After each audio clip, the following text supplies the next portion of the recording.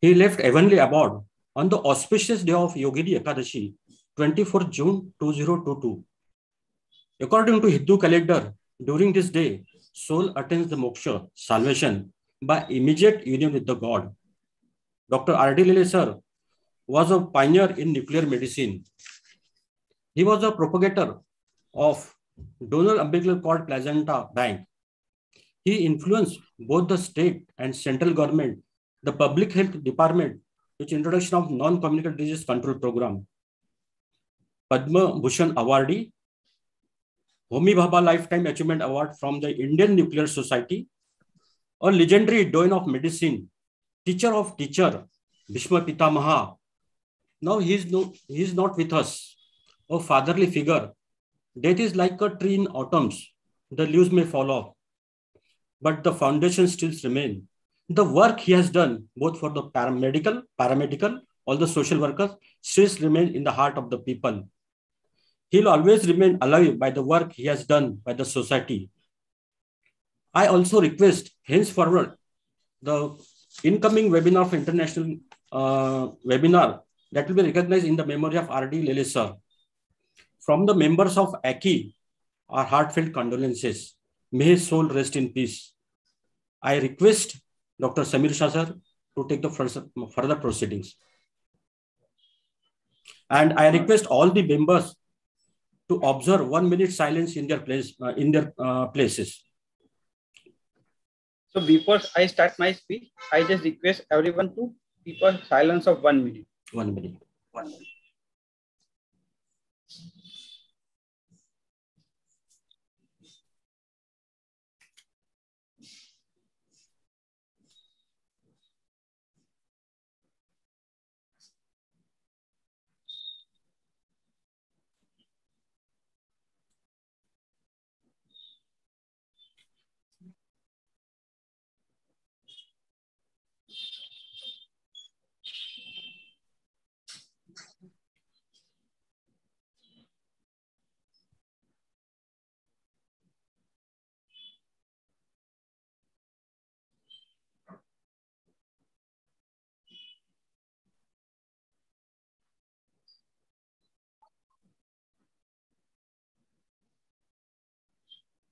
Om Shanti, Shanti, Om Shanti. Over to Samir sir. Yes. Respected senior colleagues and friends, today we are meeting to give a big tribute and show our gratitude towards our legend of era, Padma Bhushan awardee, Dr. R.D. Lele sir. What we call him, founder of nuclear medicine. In tribute of Dr. Bhushan, tribute by Dr. Bhushan Patwardhan, professor of School and Science of the Pune, rightly narrated that Padma Bhushan Dr. R.D. Lele was not only a highly accomplished medical doctor, teacher and father of nuclear medicine, but a multifaceted towering personality. Recognized as public health crusader, visionary of religious unity, speedy judicial process, propagator of donor umbilical cord placenta bank for 150 incurable diseases, prevention of disease like thalassemia. His autobiography, Pursuit of Excellence, remained the most inspiring book for many of our medical professionals. He wrote so many books, and specifically important is the history of medicine in India. It's really highlighted a contemporary relevance of Ayurveda as life science. His scholarly interpretation regarding the ancient India insight and their relevance to modern research and discoveries covered a wide range of the interesting subjects, including the physiology, pathology, pharmacology, nutritional, behavioral science, mental health, surgery, and such a indeed very novel and thought-provoking. Recognizing the seminal contributors by Dr. Lele by the Ministry of the Ayush, and CAD published his book on his 93rd birthday in year 2021. Many of us also come under the signing of Sir, either as family member, student, follower, or a colleague. And I am sure that all have felt the same eternal bonding, and his gigantic personality influenced greatly on your thoughts, work, and lifestyle. He had a heart that cared completely. He had the smile that brought so much pleasure, and he had the love that brought joy beyond the measure. At this juncture, we all are definitely feeling that a life from our house is gone, a life, our voice we loved is still, a place is vacant in our heart that never can be filled. But my friends, life is eternal and love is immortal. And that is the only a horizon. And a horizon is nothing save the limit of our sights. We will remain always in our heart, being a pathfinder, teacher, guide, and of course, loving family man. From heaven, he surely says there uh, that just listen with your heart and you will heard my love all around you. Being National Coordinator on behalf of AACCI, I am ending my great tribute to him by saying, heroes get remembered, but legend never died. Sir left this world to enlighten heaven with his shining. May his soul rest in peace. Us too. Now I requesting our Vice Chairperson, Dr. Mr. Yaswant Sir, to give her tribute to Sir. Good morning, everybody. Thank you, Samir, for your introduction as National Coordinator. I am, in fact, deeply moved by the presence of so many persons of AACCI Parivar. It's really heartening and indeed a tribute to what Dr. really achieved, my father-in-law achieved. For all of us, apart from his many accolades that he wore lightly, he was first and foremost a family man, loving, caring, and support. He was a true traveler on the path of knowledge. Apart from medicine, about which all of you know, he had deep knowledge and passion also for Ayurveda, and always attempted to have a confluence of ancient and modern medicine and Ayurveda, including computers therein, but with scientific rigor. It may not be known to many, and I don't want to elaborate for want of time. He also attempted to validate astrology, but again with scientific rigor and evidence-based. In fact, I am reminded of what Allama Iqbal said. He was a true traveler on the path of knowledge. तू राहे नवर दे शौक है मंजिल न कर कबूल. He never stopped to look back on what he has achieved. No, he never stopped. Now that he is no more, having achieved daughter, he had a full life, rich life, with all friends, family, and members of his fraternity, very, very large number. I'm sure he wants to go to higher levels of knowledge, knowing that सितारों के आगे जहां और भी है. I am really very happy, and I am moved by the presence of all of you, who I am sure he has touched your hearts in various ways, some known, some unknown, and let his soul rest in peace. Thank you. Thank you, sir. Now I requesting the other legend personality who really want to express our gratitude towards this sir. But I requesting all who really want to express personality by voice, they can keep your time restricted to 2 minutes. So other person also having a good time. Who are not able to express their gratitude towards this sir through the voice, they can express that by the in the chat box. We will definitely take the attention of that. So now I request Dr. Bodhankar sir to give her tribute, his tribute.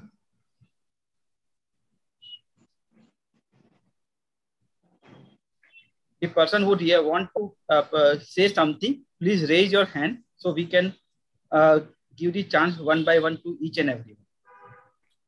I think Samir, she is busy with the another program. Yeah. Please.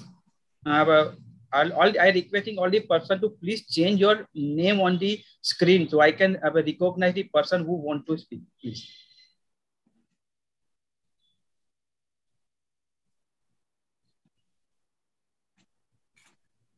Dr. Satish Tibriwala wants to speak.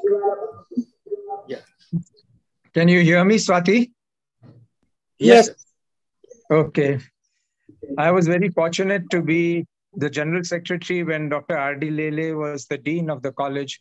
And I've had a lot of interactions with him, very good interactions. He was a guide to me as a General Secretary, as a student in studies, everything. I won't go into all his scholastic achievements, but I remember his joy of life. When we had the get-together of the international get-together of Grant Medical College students, when I was sitting in the first row, along with Dr. R.D. Lele at the performance at the Gymkhana, I remember him getting up suddenly and telling me, come, get up, let's dance. And we got up and danced, and we were the only two people dancing before the stage. And we got such an applause. And I think Barkat has a photograph of that. Maybe he can add it later on. So what I want to say is that he taught us that enjoy life to the fullest. Thank you. Thank you, sir.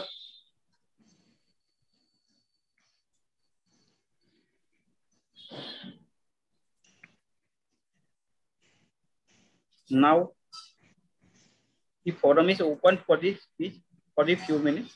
Yes, Angra madam, you can. Can you hear me? Yes, ma'am. I don't want to take a lot of time. I express my deepest condolences to Swati and her family and to the AACCI team for the loss of such a wonderful, wonderful mentor and chairperson. I remember, what I remember most is that he could simplify a subject to its basic and make everybody understand a complex topic by just using a board and a chalk and talking to a elite audience, which in the days of audio visuals and making presentations, how that deep knowledge can be actually expressed with just a board and chalk or something. It was fantastic to learn. Thank you. There are many things, but that's what I wanted to share. Thank you, madam.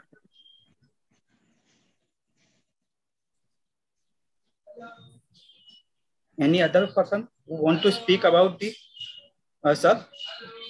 Dr. Manju Giri, as a chairperson from the AACCI Nagpur branch. Namaskar. I was not directly connected to sir, but I was connected through Swati Bhave madam to sir. It's a very great loss to our medical fraternity and society and family. Respected R.D. Lele sir will continue to inspire us through his books and literature to us, our new generation, and my heartfelt condolences to sir from myself and our AHA family, AHA Nagpur family, IAP Nagpur family, to sir, ma'am, and whole family. May his soul rest in peace. Namaskar. Om Shanti. I requesting the Vishwa Sovani sir and Anuradha madam to speak somewhat.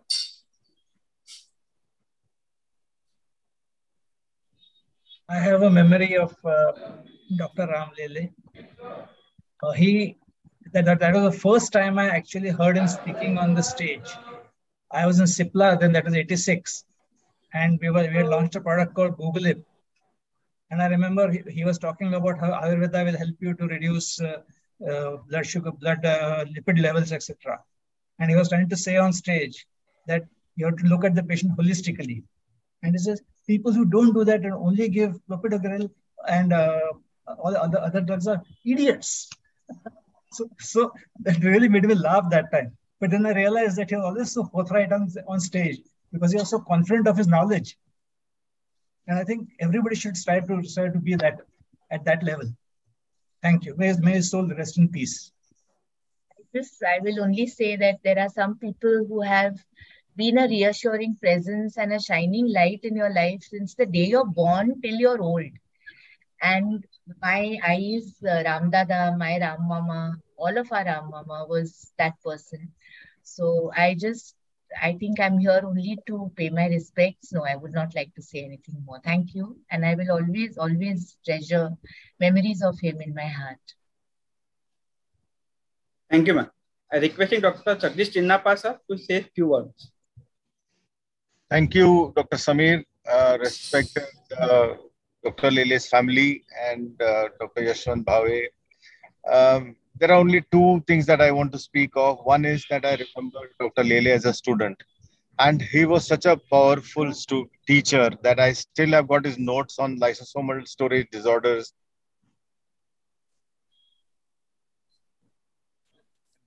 The second incident is that, I have been reading many of his vast writings on history of medicine in India and also on computers and informatics in India.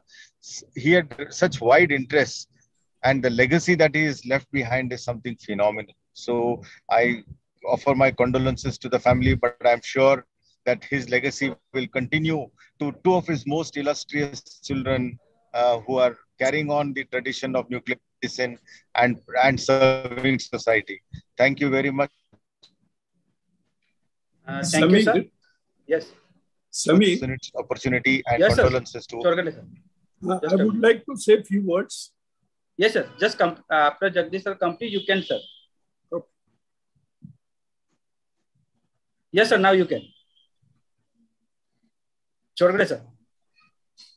Yes. I was a student about 62 years back, and I consider him to be the best teacher ever I had seen in my life. Before he joined as an assistant professor in Nagpur, the person who used to take lecture, he used to take the lecture in a dark room and with a presentation of an overhead projector. So 50% students used to nap.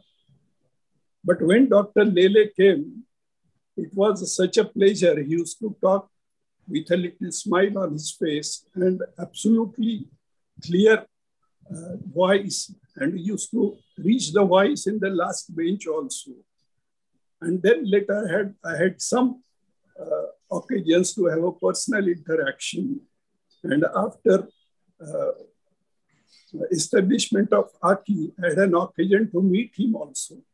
But I consider him to be the best teachers in my life, and I offer my condolences to the family and to everybody in our group, AACCI group. Thank you. Thank you, sir. Now, few of our family member of the Lele sir is also joined. I request the members to say something about this, sir. Sarmila Lele, madam.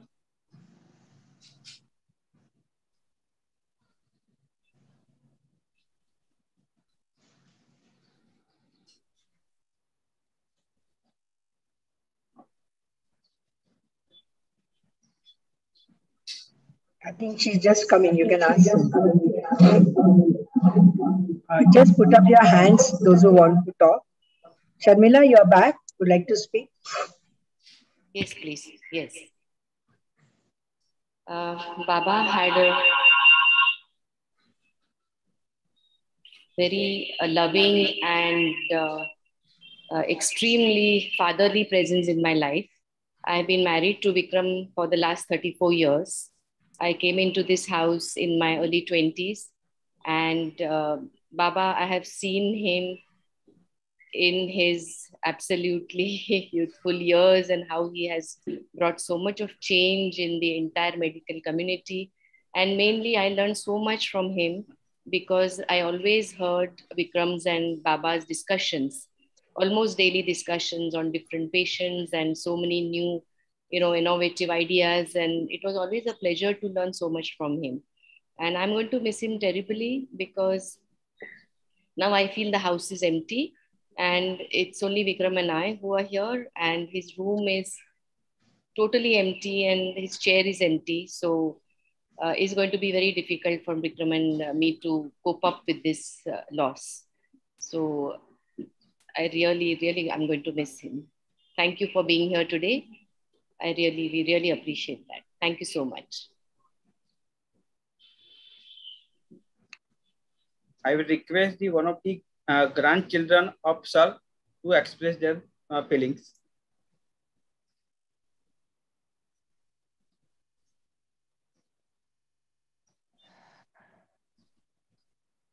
So I think my brother also is here. So it's not easy capturing my grandfather in 2 minutes, so I won't try that. I realize that the reason, at least I'm feeling sorry for his loss, is because I haven't just lost, all of us haven't just lost one person. We've lost many personalities in that one person who are equally larger than life. A doctor par excellence, a father, a grandfather, a tennis player, a poet, a teacher. I mean, a lot of things involved. And so what we decided as a family is that what he would have wanted was for us to carry on rather than lament the loss, because he would have always wanted to go forward. And so even though today we are feeling a great sense of love, I know that he would want us to take that, go forward, and still live life the way he did. As Dr. Tibrewala said, get up and dance, don't feel sorry, and give your best to your life. Thank you. Thank you. Now I request Dr. Anybody want, any other person want to say something? Sony had raised her hand.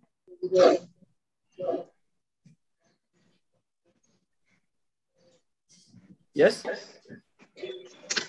My sincere condolences for this to you, ma'am. I never got to meet this great person directly, but indirectly came to know so much about Sir through my mother. Sir had been a teacher to her, a very soft-spoken, very knowledgeable, simple, sincere teacher who had a great sense of humor. He had a great teaching skill and fondly remembered by my mom as an ideal and a favorite teacher and a person. I'd just like to say a quote from Helen Keller: "What we once enjoyed, we can never lose. All that we love deeply becomes a part of us." Take care, Swati ma'am and family. Thank you. Thank you, Nitin. I think some of my batchmates are here. Dilnaz and Harish Rathod. Any of them would like to talk? Yashoda Lohiya. And my other family members, Sharat, Teyak, all of them, whoever wants, just please put up your hand. So Samir will call you.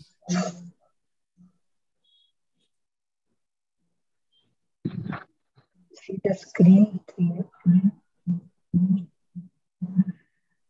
Yeah.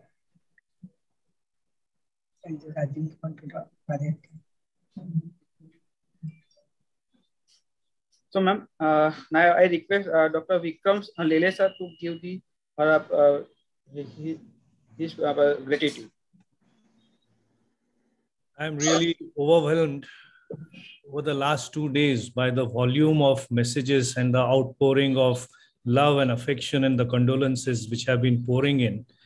It just shows how this great man has touched, how many lives he has touched in his long and very, very richly lived life.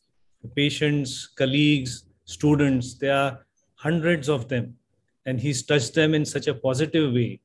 And I'm really, really overwhelmed. And I'm really proud that God chose me to be his son. And I'm very grateful to all the members who are present here, who have come and be here to show their affection for him. And I, on behalf of my entire family, thank you all very much. My sister Madhumati, my son Aditya, and my daughter-in-law Sujata. Would you all like to speak?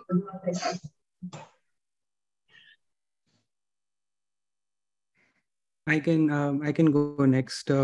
So I miss Azoba a lot. I have very fond memories of him and Aji when I was in Bombay. I'm really appreciative of all of you coming and showing your respects and condolences. And I can see the number of people and the number of areas he has touched and graced with his knowledge and his career for last so many years. So thank you all for coming, and I'm going to miss my grandfather a lot. Yes, Madhumati. Madhumati? Yeah. I just wanted to say, he was a legend in the medical world. So obviously all doctors, his students and everybody knew about him. What I didn't know was he was a legend outside that world also, because I'm the only non-doctor in the family. I went in a commerce world, joined corporates, and every corporate I joined, whenever the managing director or the board used to interview me, they used to say, "Oh, you're Dr. Lele's daughter. He's a legend." So he was a legend everywhere. I mean, everybody seems to know him. And I never mentioned that he was my father. But they somehow found out, and they always used to say, "You have such an illustrious father."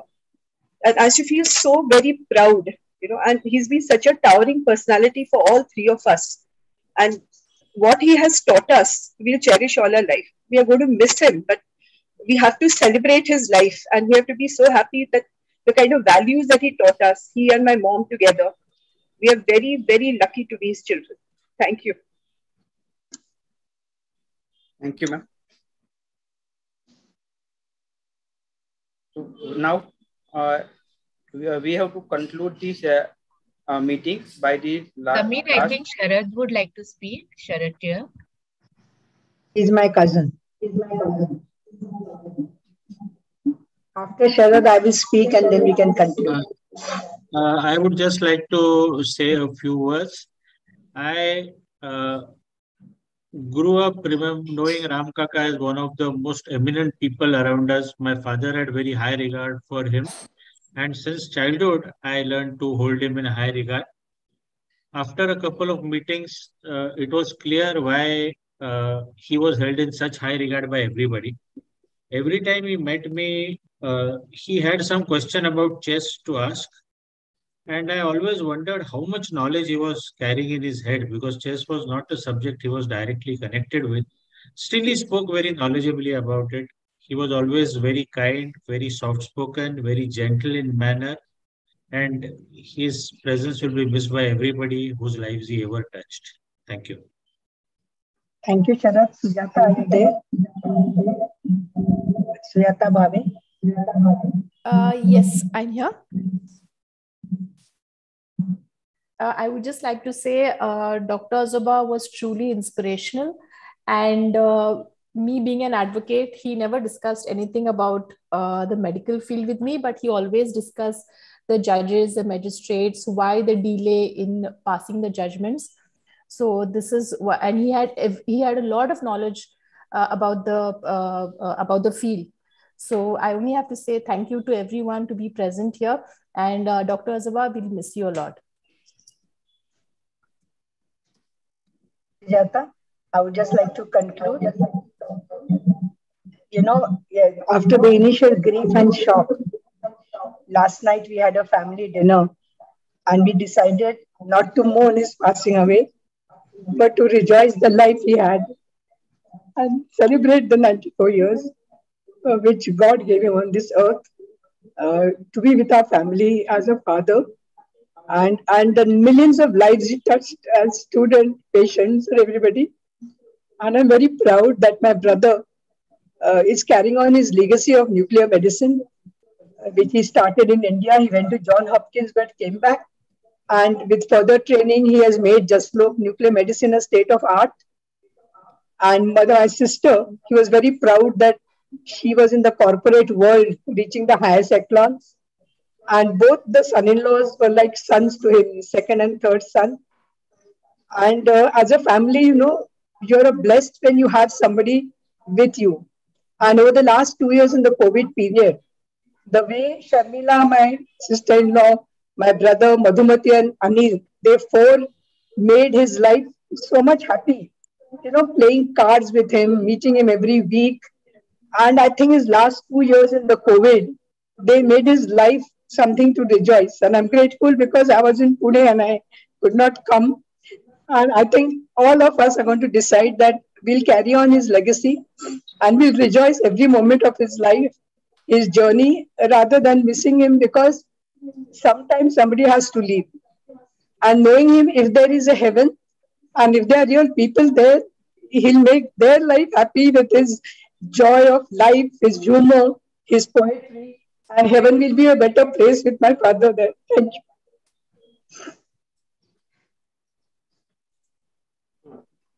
Madam, we know how the things are there in the family, and we all, AACCI family, are in support of your Lele family, and we really feel heartfelt condolence to the loss what your family has and AACCI has. So we conclude this meeting of the condolence meeting. But as the sir told, to cherish the life with the full of the joy, and the show must go on. So now we are continuing the webinar with the international speaker, Dr. Tejas Golar from the Australia. As for that, I am handing over the stage to the AACCI Vidarbha region team. Thank you.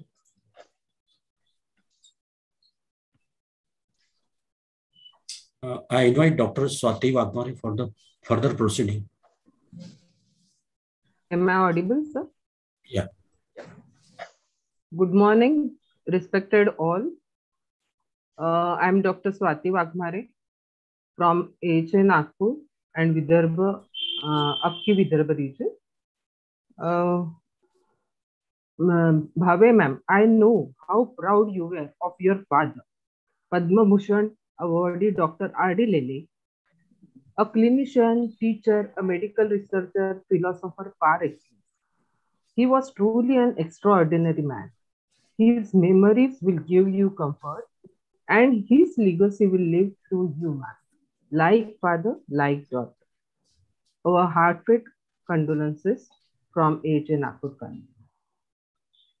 Now to start our webinar, first I would like to read a poem written by a teen. I hear my mom scream. Bags, books, your comb and cream scattered on the bed with those jeans.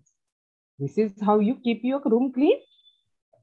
Do you sometimes forget that I am a teen? I hear my father say, wake up, get up and chase your dreams. This is the time you should choose your stream. Leave your Twitter, songs and films. Don't waste your time in front of a computer screen. Well, why don't you understand? I am a teen. I hear my friends complain. We know it's tough, but we have to tell you, you can be rude without having anything. It's hard to handle you during your mood swings, as you can go crazy because you don't know what you mean. Why don't you get it? I am a teen. I hear people say, oh my God, just look at her size. Foods and drinks, she will never compromise. She should diet, eat carrots and beans, so she can squeeze into her jeans. Why don't you understand? I am a teen. Sometimes I wonder, does anyone say she is beautiful in her own way? She tries her best to achieve something. She can be cute and crazy, but never mean. After all, she is my sweet little queen. Please try and understand. She is a teen. This poem elaborates variety of problems in teens' life, like parent-teen conflict, peer pressure, mood swings, communication issues, eating problems, appearance issues. Other important issues in teens' life are performance pressure, career choice, sexuality issues, sexual abuse, opposite sex attractions, their breakups, gender dysphoria. So there are unending issues in an adolescent's life. and you will never know which adolescent is going through what problem. This all leads to lot of stress and leads to anxiety, depression, and self. So we pediatricians and adolescent practitioners, as one of the important stakeholders, can play a very important role in early identification of high risk factors and helping them out before their stresses take mammoth shape.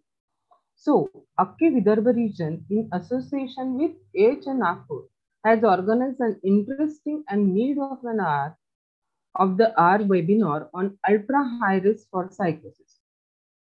I welcome you all on this lovely morning. And now I invite Dr. R.J. Patil, in charge AACCI Vidarbha region, for his welcome address. Over to you, sir. Am I audible, Swati? Yes, sir. Thank you, Swati. Good morning to all esteemed members. On behalf of Association of Adolescent Childcare India and Adolescent Health Academy Nagpur branch, I welcome all of you. As all of you know, adolescents, they are the resource persons of the country. Apart from physical health, their mental health is also important. And they are going a lot of stress, depression, substance abuse, behavioral changes. If you understand, if you intervene early in stages, we can prevent the further complications. So we can bring down the transition rate of this stress and depression. So we are having a well-known speaker from Australia. I will not go in detail of this introduction. Dr. Swati Wagmar will give, and he will going to talk on the ultra high risk of psychosis in adolescents. We are having Dr. Anagha Jayakar Madam. She is from Australia and she is in charge of the international forum. I also welcome Dr.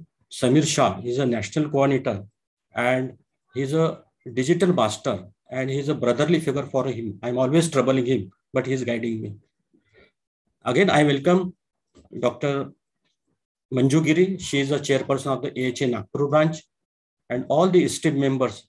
Here, I should thank my team, Dr. Prajakta, Dr. Swati, Dr. Praveen, Dr. Manju, and Dr. Abhijit, and all the other members. I welcome all of you. Thank you, Swati.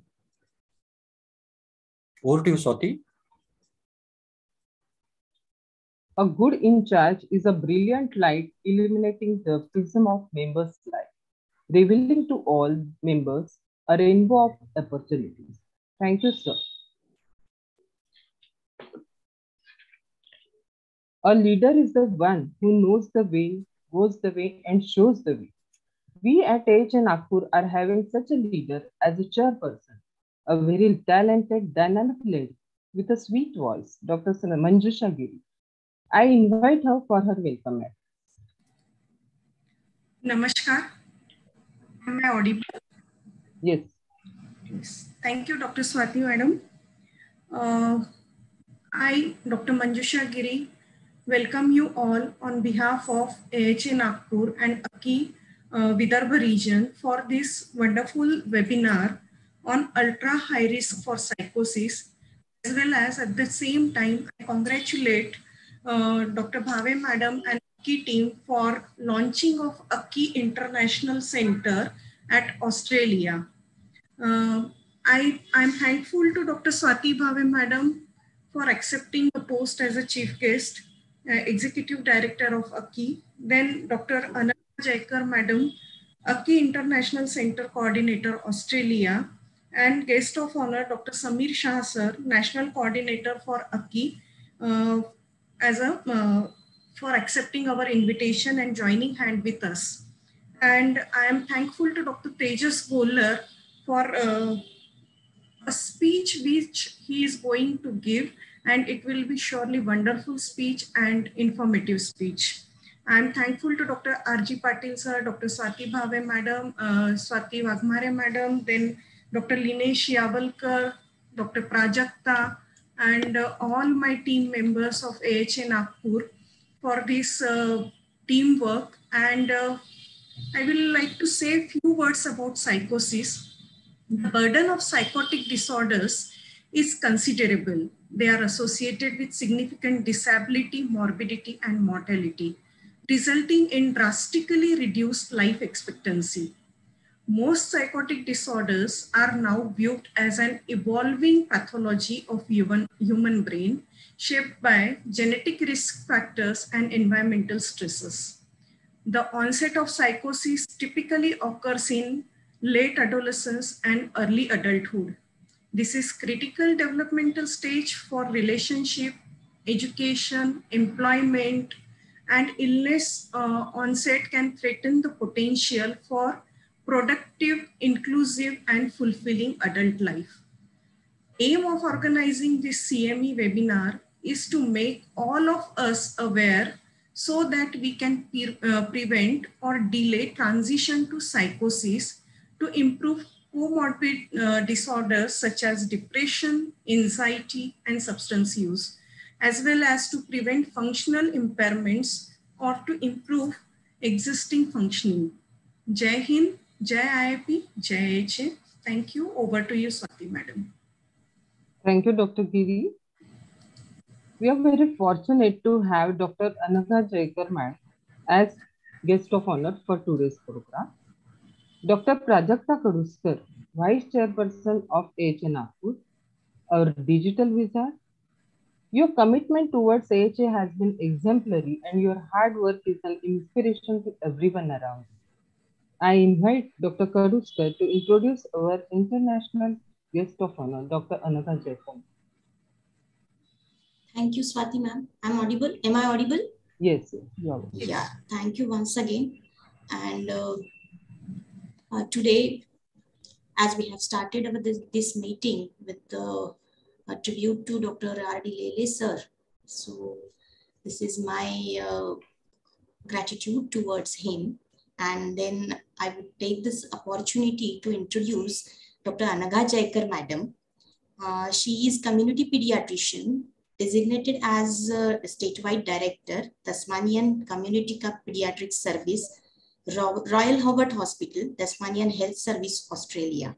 Her special interests being in child protection, gender dysphoria, and neurodevelopmental disorders. So for today's topic of ultra high risk for psychosis, she is the apt person for today's topic to come here and guide us. Madam, welcome. Over to you, Swati ma'am. So I invite Jaikar ma'am for her blessings. Thank you so much. Madam, just a minute. I requesting her also to give the proper inaugural speech for the AACCI International Center also, because now we are officially announcing it as a international center, and she will be the coordinator for that international center. Thank you, everyone, for your kind words and greetings from Hobart, Tasmania. It has been my privilege to have been part of a participant in AACCI programs in the past, and it is absolutely wonderful to see its growth and the commitment of its dynamic leadership, especially Swati, as well as the enthusiastic, dedicated team of volunteers. I look forward to hearing this talk on high-risk psychosis, because as pediatricians, we're always in a dilemma about when to refer to a psychiatrist, and at what point is it too much for us to keep the responsibility.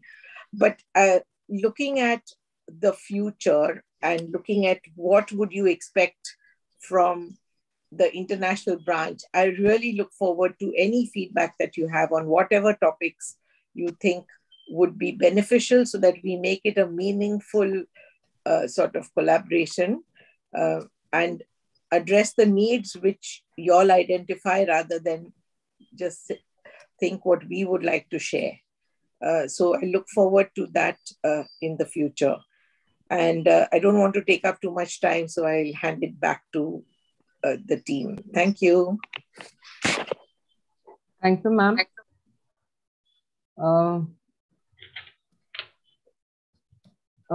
Dr. Praveen Dahake, he is the president-elect of AACCI Nagpur. For him, his passion is his energy. Whatever he does with passion.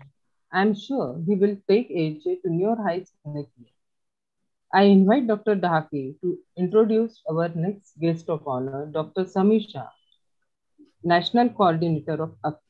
Over to you, Dr. Dhake. Thank you, Swati Madam. Am I audible? Yes. Yeah. It's my privilege to introduce Dr. Samir Shah, sir. Dr. Samir Shah is consultant pediatrician and adolescent specialist.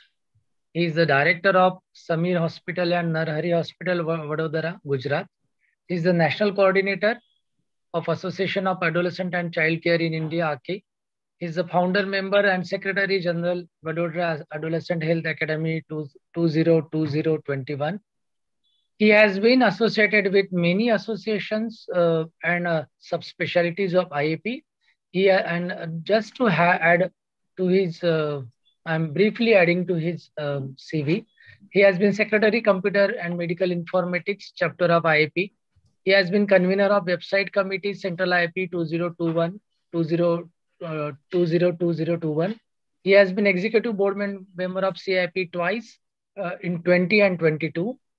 He has been Executive Board member of Infectious Disease Chapter of IAP. He has been the coordinator of Impact 2.0, that is President Action Plan of AOP Gujarat. He's been the Sports Secretary IMA of Vadodara in 2021. He's the West Zone Coordinator Awesome Aya 2021. He is keenly interested in adolescent medicine, computer and medical informatics, academics and research work. His special area of interest is prevention of child abuse and neglect and vaccinology as well. So I welcome Dr. Samir Shah, sir, and request for his next speech. Thank you, Swati Madam, for giving me this opportunity. Thank you. I invite Dr. Samir Shah, sir, for guidance. Thank you, and good morning to all. First of all, my heartiest congratulations to the AACCI Vidarbha Regional Center for conducting not only the excellent academic activities, but also many social and cultural activities throughout the year and showing truly the teamwork under the leadership of Dr. R.G. Patil, sir. I know today we all have gathered here to hear more from our international speaker, Dr. Tejas, on one of the most confusing topics.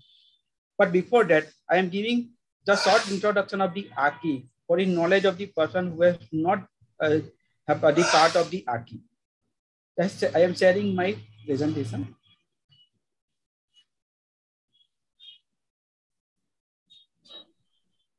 So, what is AACCI? AACCI is an association of adolescent and child care in India, which have regional started in the 2007 at Mumbai under the chairmanship of Padma Bhushan awardee Dr. R.D. Lele sir and our executive director Dr. Swati Bhave. Our mission is the holistic child health and adolescent and young adult through the two pillars of their life, parent and teacher. And now we already added one more pillar, that is the grandparents from 2020. We are mainly doing the urban-based work with the parents, teacher, and students in the school and colleges. We recently started our tribal project also. We having a board of director, Dr. R.D. Lele, Mr. Yashwant Bhave, Dr. Swati Bhave Madam, and Mrs. Salmina Lele. Myself, Dr. Samir Shah is national coordinator. Dr. Anuradha Sovani Madam is a chair of IACCI, and Dr. Surekha Joshi is our research coordinator. We have 4 different forums running well with the under leadership of our 4 forum coordinator: youth forum, teacher forum, grandparent forum, and parents forum. Our city and regional center having a excellently running by our regional and center in charges who are conducting such an excellent program, and one of that program today what we are seeing. And now we are officially launching our international center also under the leadership of Angda Madam from the Australia. We have more than 150 now. I can say it is more than 200 plus volunteers all over the India, and now we just crossed the boundary of India also. So in short, we having all type of the presentation directly targeted mainly to the taking the all front of working for the adolescent and child in India. And our social media presence, you can visit on our Facebook, Twitter, and Instagram, which also on our two specific website. For more contact, you can contact us on our email aki2019@gmail.com. So without wasting much time, I hand over mic again to the MOC. Thank you, sir. Thank you for enlightening us about AACCI. Leaders are never satisfied. They continually strive to be better. Dr. Meena Deshmukh, Medical Superintendent of ESIS Hospital and a very active member of AACCI Nagpur, is such a leader. I invite Dr. Deshmukh to introduce our chief guest for today's function, Executive Director of AACCI, Dr. Swati Bhave ma'am. Over to Dr. Deshmukh.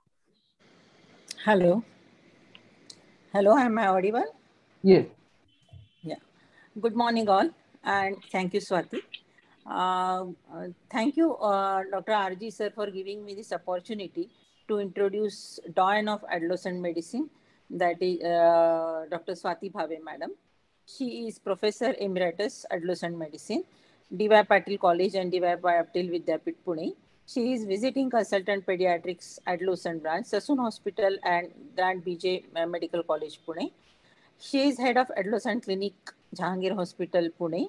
She is also executive director of AACCI, Association of Adolescent and Child Care in India.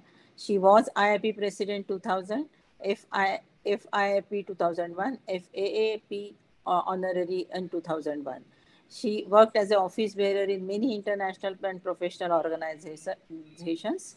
She is member of WHO Technical Steering Committee on Child and Adolescent Health 2009 to 2010. Many awards and recognitions and for professional and community work to her credit. IIP SS Oration on Adolescent Health in 2020, IIP RCH Lifetime Achievement Award 2019, SCFI Award for Community Work in NCD and Youth in 2018, IMA All India Women Empowerment Award in 2018, Honorary IMA Professor Award in 2017, IIP Lady of the Millennium Award in 2000, and special recognition of AAP 2000 and FAAP Honorary 2001. Welcome, Swati Bhave madam. Thank you, Meena, for that introduction. Since we are already over time and we all are very eager to listen to Dr. Tejas Golar, I just limit my talk to, first of all, Tejas, thank you so much for being there as our first speaker for the International AACCI Forum launch, and Anaga Jaikar for taking the mantle of running this forum.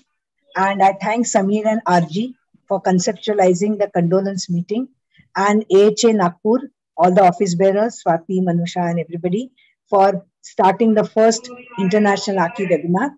And with all these words of thanks and thank you to the participant, we look forward for Tejas Golar's lecture, which I think as pediatricians will find extremely useful. Thank you. Thank you, ma'am. Thank you for your blessing. We recognize the presence of Dr. Uday Bodhankar sir, Dr. Shrikant Torghade sir, Dr. Jagdish Chinnappa, Savita Itkarkar, Dr. Kiran Vaswani, Dr. Jayashri Shivalkar,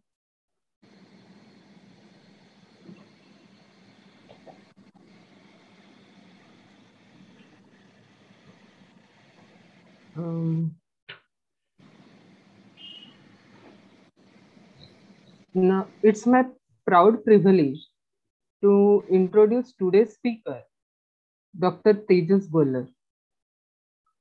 Dr. Tejas Golar is a consultant child and adolescent psychiatrist from Australia. He has done MBBS from JMC Nagpur, MD Psychiatry and postdoctoral fellowship in child and adolescent psychiatry, Nimhans, Bangalore. He has completed advanced training in child and adolescent psychiatry at Royal Australian and New Zealand College of Psychiatrists. He is practicing as consultant child and adolescent psychiatrist in Shepparton, Australia since 2015. He leads a multidisciplinary early psychosis service which is aimed at early intervention in the severe mental illnesses. At present, he is appointed at University of Melbourne to teach child and adolescent psychiatry subject to trainees in the online Masters in Psychiatry program. Welcome, sir, and the stage is all yours for next 30 minutes. Over to you, Dr. Thank you, Swati ma'am. I hope my mic is working okay. Yeah. Thank you. So first of all, thank you, AACCI and AACCI, for this opportunity to have this conversation. And congratulations to Dr. Bhave ma'am, Dr. Shah sir, and Dr. Jaikar ma'am for the international launch of AACCI. And my deepest condolences to you, Bhave ma'am, and your family. Hearing all the words today, the greedy part in me just says I missed out on learning from someone like Dr. Lele. I think it was truly humbling to listen to all the words. And as you're taking forward his legacy, I hope this first lecture can be of some assistance in that. I wouldn't want to call it a lecture, even though there are some limitations on Zoom. I would like to kind of share some ideas about early intervention in psychosis, especially identification of ultra-high risk phase of psychosis. Dr. Giri ma'am, you gave a wonderful introduction about psychosis and the relevance of identifying psychosis early on in a pediatric practice. So I might just build on some of those ideas. I'll start sharing my slides.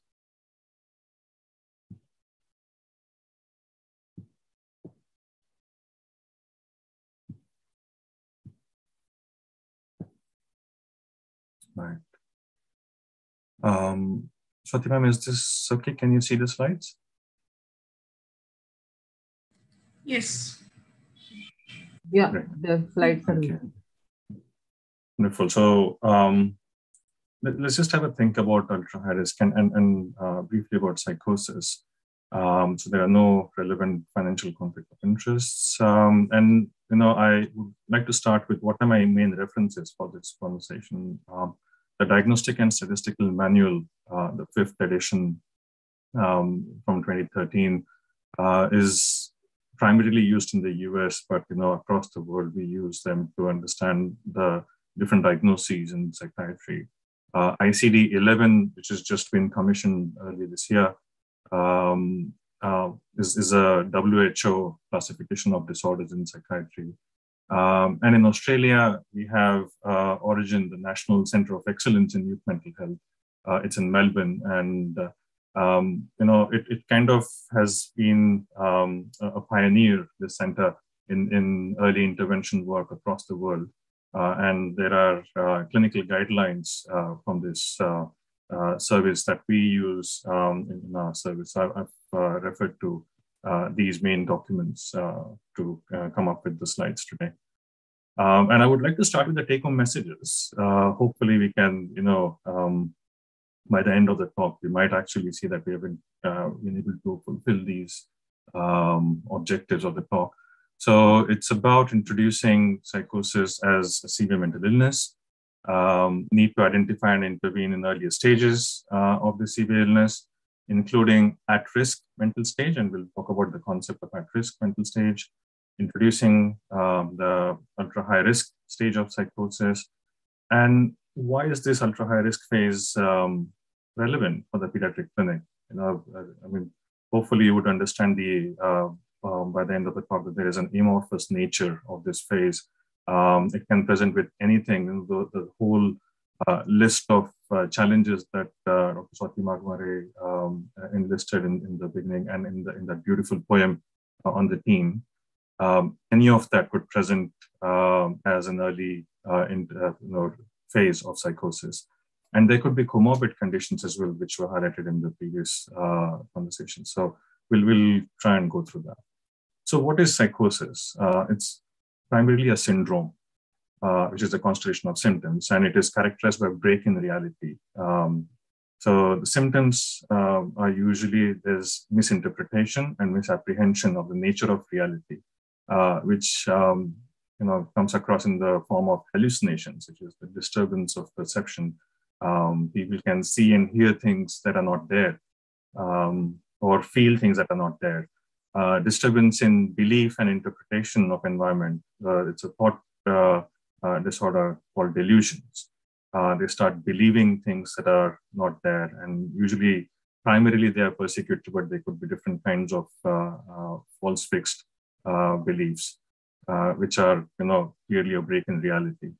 And there's a disorganized speech pattern where the thinking kind of doesn't follow the logical coherent pattern, but they can start derailing, or they could be loosening of associations in their in the thought process, which comes across through the disorganized speech.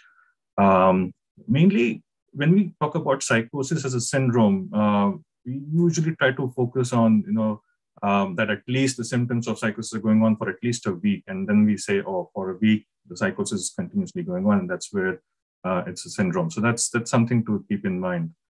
So the DSM-5 has kind of given an idea about psychotic symptoms, and there are core psychotic symptoms and associated psychotic symptoms. The core psychotic symptoms, like we mentioned, delusions, hallucinations, and disorganized thought and speech. The associated symptoms could be catatonia, disorganized behavior, and even negative symptoms. So the negative symptoms could be limitations with enjoyment, limitations with expressing your feelings, limitations with motivation, limitations with attention and cognition that can come. So the brain is unable to do these usual social cognitive tasks because of the impact of the psychosis. Quickly looking at the epidemiology very briefly, psychotic disorders in general, the prevalence is 3%. Schizophrenia is a very commonly known psychotic illness, and that prevalence is known to be about 1% across the world. Psychotic symptoms, not the disorders per se, but just the symptoms. If you see, 5% of the population can have psychotic symptoms. So all the symptoms can transiently be present. So like I've mentioned, 75 to 90% of psychotic experience and symptoms can be transitory, and they can disappear with time. So they don't have to mean that people have psychotic disorders. Now, this is important because it does confuse the picture, and we are all trying to make sense of the confusion. So really important to know that not all psychotic symptoms mean that there is a psychotic illness. Psychotic disorder usually emerges during adolescence and early adulthood. This is where the role of pediatricians also kind of, is highlighted. An estimated 80% of the population experience their first episode of psychosis, whether it's clear psychosis, that is between the ages of 16 and 30 years. That's the first episode. And what causes psychosis? Well, there are medical illnesses, like, porphyrias, thyroid dysfunctions, SLE. There could be brain disorders, epilepsy. There can be reasons for psychotic illnesses because of these medical illnesses. Substances, usually, the illicit ones like cannabis and methamphetamines, ketamine, these are the ones that usually would cause psychosis. Severe stresses can cause acute onset of psychosis. Very severe stresses in unusual situations in predisposed young people can cause psychosis. And also there's a mental illness. You have a genetic and family history of mental illness, and psychosis can run sometimes in families. And as a part of acute or chronic severe mental illness, psychosis could present. Just to clarify this a bit more, so we looked at the psychotic symptoms as per the DSM-5. To consider them as psychotic disorders, for example, an acute and brief psychotic disorder, you would have the red symptoms, the positive psychotic symptoms of acute onset, which means going from no symptoms to psychosis within 2 weeks. And usually it won't last for more than a month. So that's an acute psychotic disorder, just to give you an idea of what it means. Schizophrenia, you have any two of the 6 symptoms mentioned on the left, positive or negative, but at least one should be a core symptom. And you can have this combination of symptoms present for a period of 1 month, and overall for 6 months, for some reason, they're not doing well. So they may not have the symptoms, clear symptoms for 6 months. They may have clear symptoms only for 1 month, but for the past 5 months or more, they have been struggling. Their functioning is declining. There's some kind of suspicions of these symptoms going on, but it's not very clear. So this kind of chronic long-term illness, and which actually predicts schizophrenia, which is a devastating illness, can occur as per the DSM-5. Delusional disorder is where you have only the delusions for either 1 month or ICD-11, say 3 months. And then you can have psychotic illness as a part of a mood disorder, like depression or mania, wherein psychotic symptoms of any duration can present with primary depression or primary mania. So it's not necessary to be completely, at least in the pediatric clinic, it's not necessary to be very clear of the diagnostic category. It's not mandatory. But what is more important is to understand that the psychosis has significant impact on the functioning of a young person and the social, occupational, and personal functioning. And it carries a lot of risk of harm to self. There could be command hallucinations where the voices might be telling the person to kill themselves or harm themselves, or there could be risk of harm to others in the similar way with command hallucinations, or believing that someone is trying to harm me, so I might just actually take matters in my own hand and eliminate my risks and threats. So there could be that risk. There could be violence and aggression because of the confused state of mind and severe paranoia. There could be violence and aggression in the moments. In addition to other, even more devastating risks, I would say, like some of them were highlighted earlier by Giri ma'am, that as at an early stage, you have a brain disorder which is not allowing you to function and not allowing you to learn and fulfill your developmental tasks. And so you're kind of derailing from a developmental trajectory. So psychosis is basically an illness and a disability. And that's why I think interventions become really important. Looking at the course of psychosis, this is something which can help. There is an at-risk mental state, then there's an acute phase of psychosis, there's an early recovery, and then either there's a complete remission, but about 33% of the population, there would be an incomplete recovery and persistent symptoms. So you could see these as in some ways phases or stages, and sometimes some people have tried to think of it in similar lines as maybe cancer, like stage 1A, 1B of the cancer, then stage 2, 3, and then stage 4 is where it has kind of really become malignant. So this is where there's some similarity there in terms of trying to understand it as part of stages.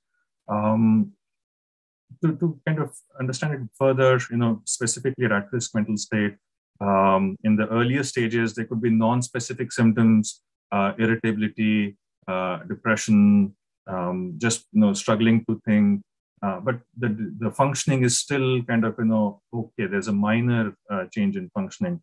Then there's sub-threshold psychotic symptoms where you don't have clear delusion, but I know that the government is against me and they're conspiring, and cameras are put and trying to monitor my each and every movement. So you don't get those kind of clear psychotic symptoms, but you're still getting some sub-threshold psychotic symptoms where the person is kind of worried about their sense of safety and being followed, but they're not very clear. There's a kind of delusional atmosphere, but no clarity, no crystallization of ideas.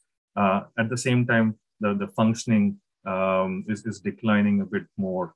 They're struggling to fulfill their social and academic tasks. And then in the acute clear psychotic phase, which is the severe illness, where you have the devastating symptoms and significant disability can occur. So this is just to give you an idea of how there could be evolution through the stages. But more important for us for today to think about is when we try to look at psychosis, and when we specifically look at the early phases of psychosis, it's very hard to know, okay, so when someone is in, say, at risk state presenting to us, we don't know whether it's at risk or not, but there's some unusual non-specific symptoms presenting, or even if I have someone presenting to me for a week's history of clear delusion, what is the course going to be? What is the prognosis going to be? And what type of psychosis is this going to evolve into? These are really tricky questions to answer earlier in life. Earlier in this evolution of psychosis. I think the other thing to think about is why is this early phase important? One is the confusion it carries and how we need to think about it, and when to kind of get appropriate help for these young people. And when we try to intervene early, that's the other bit to remember. If we can see the earlier the intervention, the better is the prognosis. You can change the trajectories a bit earlier, and instead of allowing the disability to continue on, you're reducing the time with how much the young person is spending with the disability. So that's an important thing to remember. So why intervene early in psychosis? Because delays can be very damaging to a young person experiencing psychotic illness. Their maturation is often put on hold, like there could be developmental gaps. If they're not, say, if the psychosis occurs in their year 10, 11, so there could be a big gap in, someone who has very huge potential, but because of the developmental gap that they were preoccupied with recovering from psychosis, they couldn't learn, they miss out on friendships, they miss out on social skills. And then the train just leaves, the train doesn't stop for you, and you miss out on that train. And then you take the next train and you go to the next station and you're left with the gaps. So you are then, you become an 18, 19-year-old or 25-year-old who's kind of dealt with psychosis, but now maybe you have recovered, but you don't have enough skills that you could have garnered in that early phase. So you'll continue to struggle even if you won't have psychosis. Or because you could have been a high-functioning professional, but because of psychosis, you couldn't continue with your academic pursuits, and that's why now you're instead of being the dentist or instead of being the lawyer that you wanted to be, you have to kind of continue to struggle with doing work and because you don't have enough skills at this stage. The other bit that can happen is the social and family relationships are strained or severed because of this severe illness and the risks and the thought disorder, and families are not used to having someone with a psychotic illness. So it can actually put a lot of strain on relationships. The vocational prospects are derailed. There could be secondary problems like substance abuse, unemployment, behavioral problems may develop or maybe even intensify. And the illness itself, if you don't intervene early, the duration of untreated psychosis is correlated in research with more severe and worse outcomes in psychosis. Hence, there's a need to intervene early. Now, I'll just kind of get everyone's attention to focus on a bit earlier on the phase, and which is the at-risk mental state. We know that how, when you look at someone who's presenting with earlier phases of psychosis, can be quite confusing. But this is probably even more confusing because a young person can just present with any kind of mental health disorder or any struggles with autism spectrum, ADHD, neurodevelopmental disorders, substance use, adverse childhood experiences, neglect, abuse that they're experiencing. They can respond to those stresses, traumas. Even regular adolescent challenges could present as something like at-risk mental state or ultra-high risk. And it can be very confusing to know what is going to evolve into psychosis. And the other bit is if they have early phases of psychosis and their brain is kind of struggling, that itself will cause comorbid mental health difficulties and depression, anxiety. So it becomes a very muddled and amorphous picture, which I was talking about earlier. Hence, and imagine having this presenting to you in a pediatric clinic. Just to highlight this a bit more, let me use a case vignette. And this case vignette, I was trying to think about which ones to use, and I found myself going back to my time of senior residency at NIMHANS, which was 2010-11, when I saw this case. This is an Indian context. That's why I thought this would be a good example. But also that case remained with me, has remained with me obviously for a long time. So let me just go back to that. So the setting of where things started was, it started in a pediatrician's office in Bengaluru, where one of my friends who had, we had quite a few pediatricians coming to the child and adolescent psychiatry department for their rotations, and voluntarily they would come in and work in our department to understand mental health difficulties a lot better. So one of my friends from those rotations was working in their own clinic. They referred this young person to me. So in their clinic, they saw Vishy, who's a 15-year-old boy with dyslexia, already diagnosed, already struggling. He had started year 10 that year at school, and also was a state-level tennis player. He presented to my colleague with abdominal pain, headaches, and being unable to attend school regularly. So being the fascinating astute clinician my colleague is, he did all the thorough medical investigations, including porphyrias, and there were no significant results medically. So my colleague went through the history further. He just went back and said, okay, let me understand this a bit more. And that's when the information was received that Vishy was struggling in his academic performance since year 9.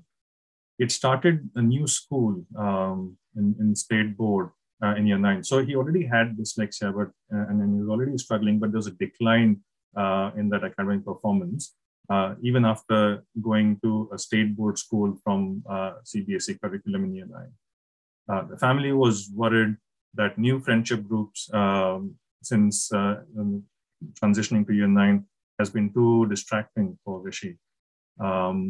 And that led to regular parent-adolescent conflicts at home. And Vishy started refusing food.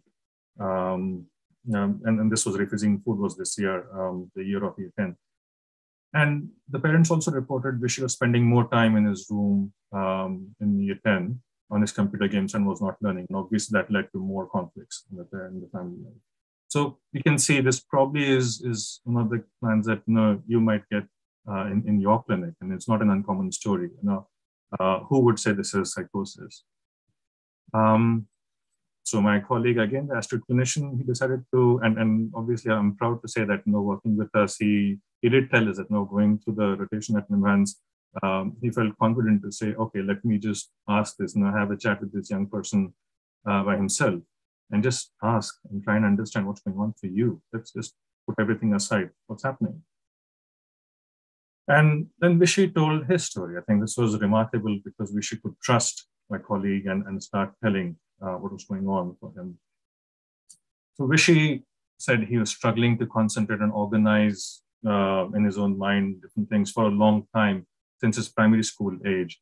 And that wasn't addressed as of now. Yes, he had dyslexia, but he also struggled to concentrate not only at school, but outside school as well. He would struggle to keep up with his friends' conversations. He would feel left out, he would feel dumb, and he would just struggle in general, he would want to keep friendships, and friendships were quite precious because, he didn't have enough skills there. He would go out of his way to keep friends. Eventually, we did kind of diagnose Vishy with ADHD, which was which is highly comorbid with dyslexia. But that was missed until that time. Again, something that comes to a pediatric clinic, and in further exploration, you would pick up on this neurodevelopmental difficulty and treat it. But Vishy also said, look, my parents don't understand. They always scold me for not doing well and not going to school and not coming out of my room. Again, parent-adolescent conflict, you would understand why this is going on, and you would want to do some parent counseling or adolescent counseling, or they're counseling them together. Nothing unusual. Then she said, I think they're so angry with me that they're putting something in my food. Maybe it's to help me with my brain, but I'm getting pain in my stomach and all these headaches. And so that was Vishy's explanation for his stomach and headaches. Maybe they're putting something in my food there. And why are you on computer all this while, year 10, we should be doing year 10. Well, Vishy said, let's to stay away from my parents. I stay away in my room. I don't go out and talk to my parents much. I try to chat with friends, but I can't do that as much, as I get lost in my own thoughts. And I don't want to go to school. I'm not feeling as motivated. I don't want to play tennis. So his motivation was declining. He was kind of, struggling to maintain his relationship. There was clear decline in functioning that was going on. Now, this is where my friend referred Vishy to me at Niman's, saying, hey, just have a look and see what's going on.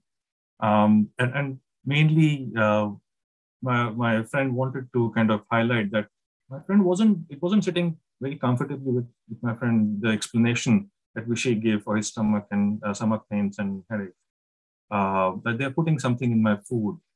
Maybe it's to help. So it wasn't clear for Vishy, but he still had that idea, some kind of paranoia that something is being put in his food.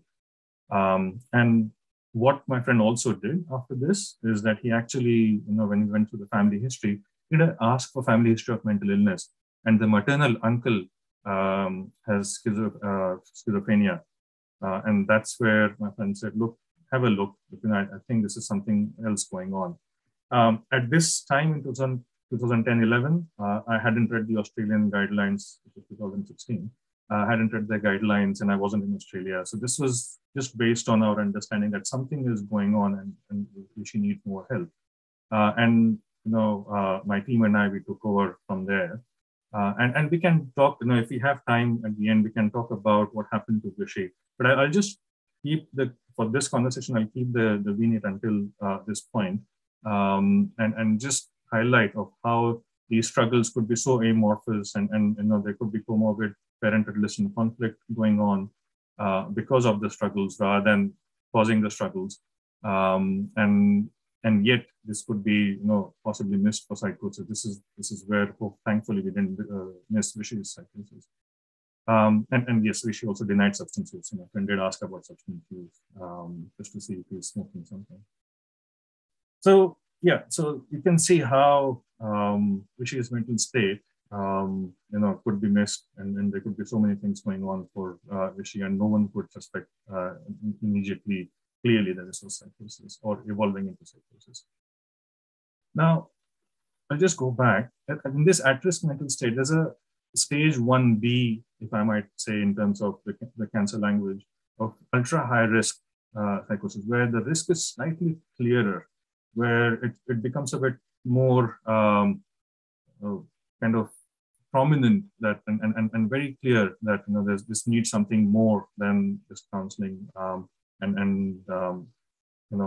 something that we can only treat with therapy. And that is where the red flags for psychosis come up, and that's called ultra-high risk.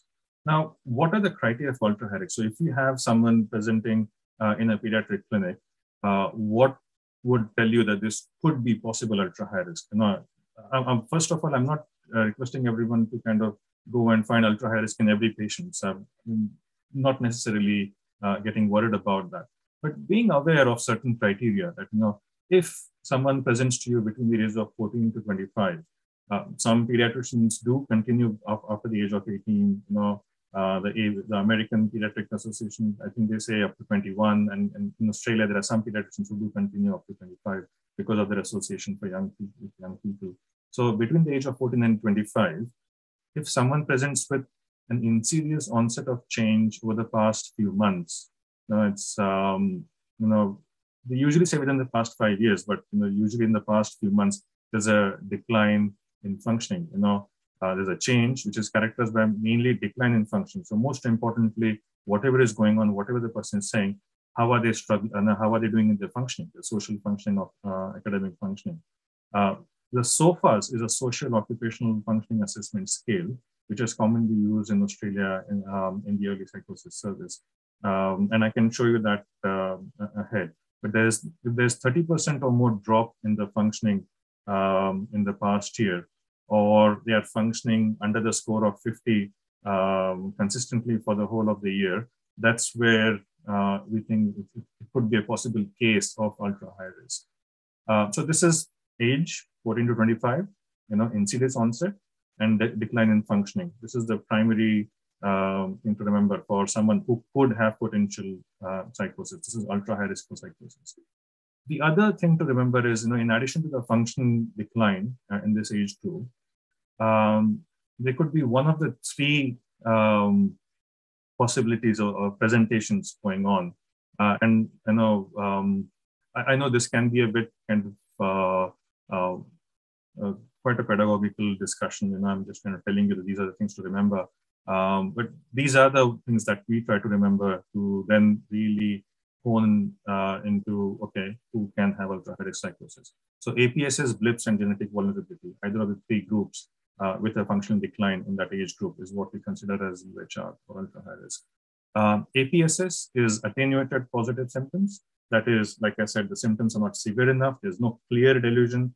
Vishy was saying, look, I think my parents are putting something in, and I think it's because they want to kind of, improve my brain capacity. Down the track, it became, as the illness actually progressed for Vishy, he said, look, my parents are putting stuff in because they want to poison me. And that was one of the reasons why he wasn't wanting to go out and meet him, because he was feeling paranoid about his parents and he was trying to remain in his room. But it wasn't very clear at the initial start, at the beginning. So with he had these attenuated symptoms, which are not severe enough, and he had functional decline. So Vishy actually fell in this category of ultra high risk. This is on the retrospective analysis. Blips is brief limited psychotic symptoms. Some people can have very clear psychotic symptoms, very clear delusion, very clear hallucinations, but they can last less than 7 days. Like I said, it won't be for more than 7 days of psychosis syndrome. So they could have brief, very clear, frank psychotic symptoms. Even in someone who has frank psychotic symptoms under 7 days duration, we do try and follow them up because they have also had the functional decline over the past year. So we think that they could be transitioning into psychosis and need to follow them up. And the third category is someone who may not have attenuated symptoms or brief psychotic symptoms, but they may just have a genetic vulnerability, that there's a family history of psychotic disorder in first-degree relative. And this is very important, first-degree relative. There could be family history in maternal uncle, like in Vishy's, or someone in the grandfather, but we don't consider that as ultra-high risk immediately, just by itself. So if Vishy had only shown decline in functioning and none of the attenuated symptoms with the family history, he still wouldn't have qualified under ultra-high risk as such. So if you have decline in functioning and maybe a parent or a sibling with psychotic illness, then that goes into the category of genetic vulnerability, and we try to follow them up as ultra-high risk. So when I say we try to follow them up as ultra-high risk, now, I'm sorry, I'm going across timelines. I was talking about Vishy in 2010, 11, and now I'm also talking about 2021, 22, where as a psychiatrist in early psychosis service, this is how we function. When we have someone who fulfills the criteria for ultra-high risk, we follow them up for at least 6 months to see whether they transition into psychosis or not. So that's the first thing we do. We do very intensive follow-up. It is at least weekly or sometimes twice a week. We keep an eye on their mental state. The transition from ultra-high risk to psychotic disorder, according to studies, is about 22%. So 1 in 5 young people who we are following up as ultra-high risk will end up in the next 12 months as psychosis. So for about 6 months, is a reasonable period. For some people who we are more worried, we follow them up for 12 months and we'll keep an eye on them.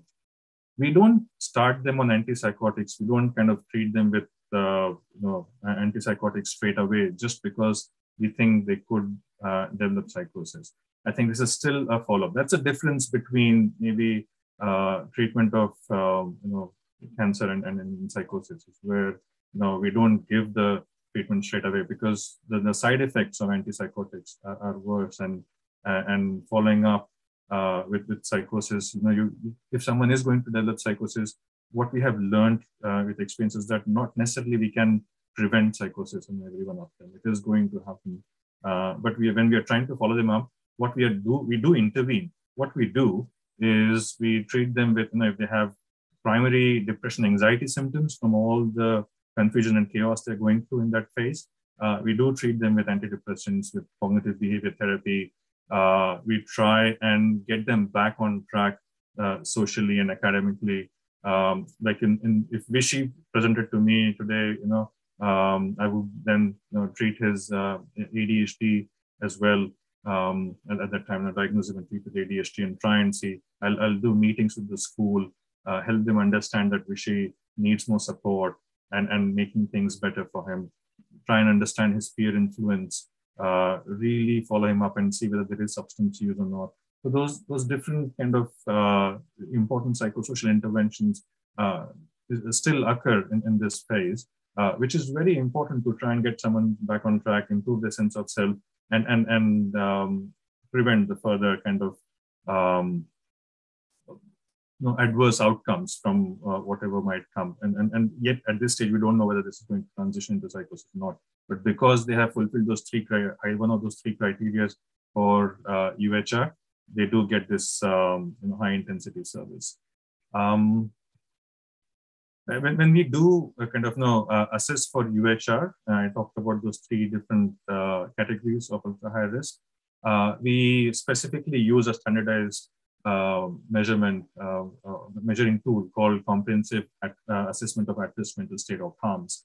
Again, it's come from the Australian research at origin, but there are a couple of other similar instruments across the world in the US and UK that they use there for measurement of at-risk mental state.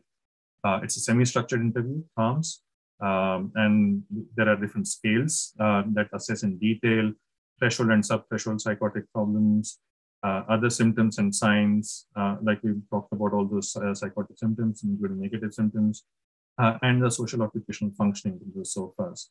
And antipsychotics can be, according to the scale, it also underlines that use antipsychotics if the frank psychotic symptoms continue for 7 days or more. So this scale also kind of gives a guideline to clinicians on when it is going to be psychosis and when do you start antipsychotics, because we want to prevent unnecessary use of antipsychotics.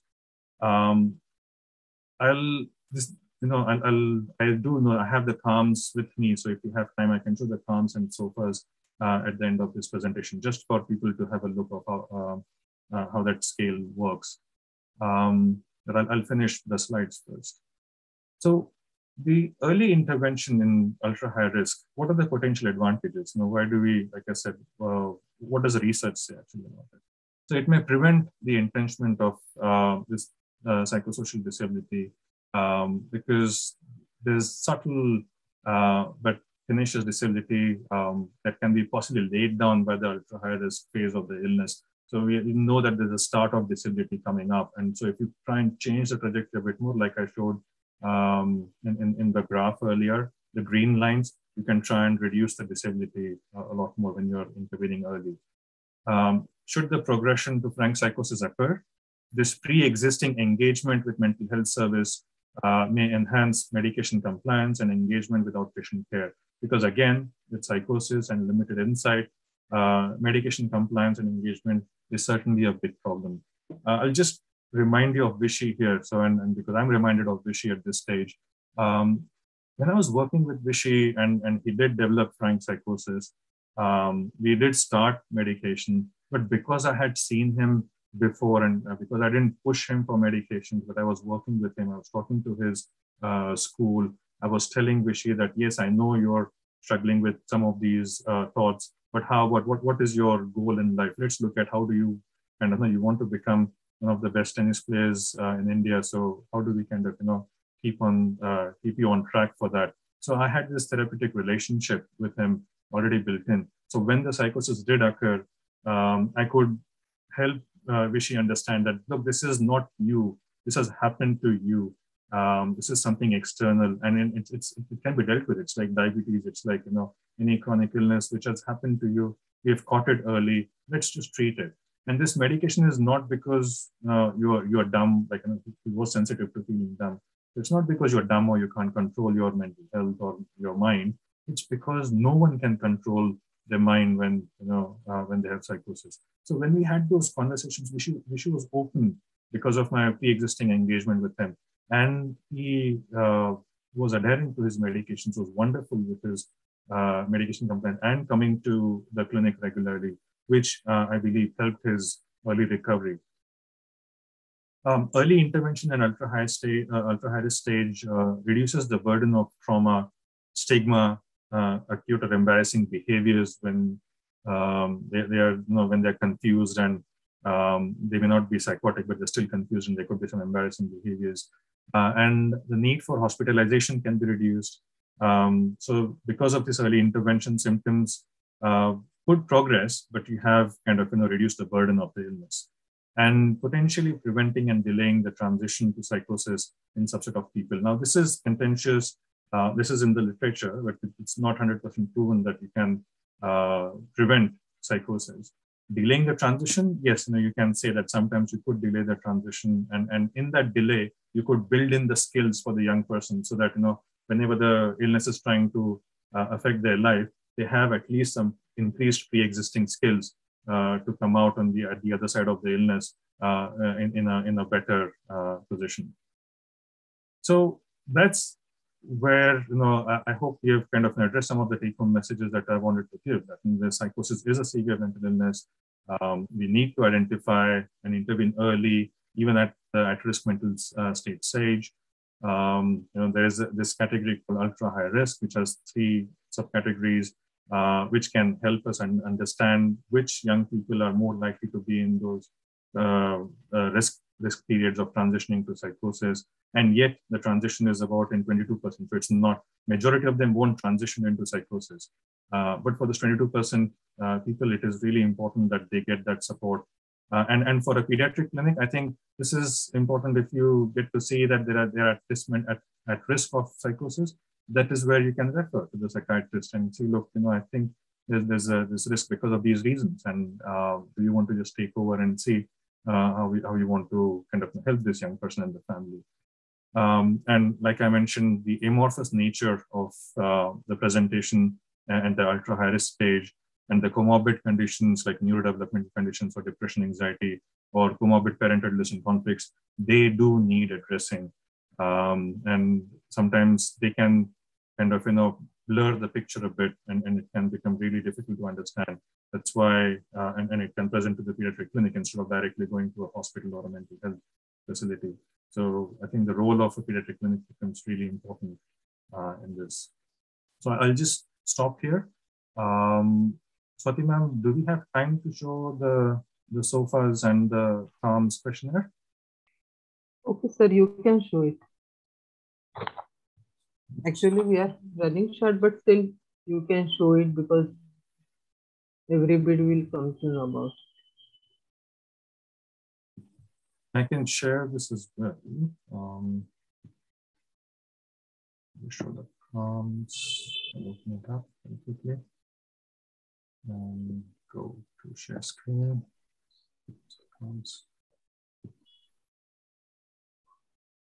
Here, so this is can you see that now? It is not yet visible, sir. Not yet. Okay. I can see it. So now it's good. Now it's visible. Okay. Great. So this is the CAMS, Comprehensive At-Risk Mental State tool. It's a PDF copy. I'll just go into different kinds of this is how it is structured. So it gives you positive symptoms, unusual thought content. You can, the interviewer can get really good idea. It actually also gives you guidelines on how to ask questions, and you can make notes on the right. So this is an example that I've given, that people can make notes on the right, so that they can understand, conceptualize what's going on for the young person after the interview as well.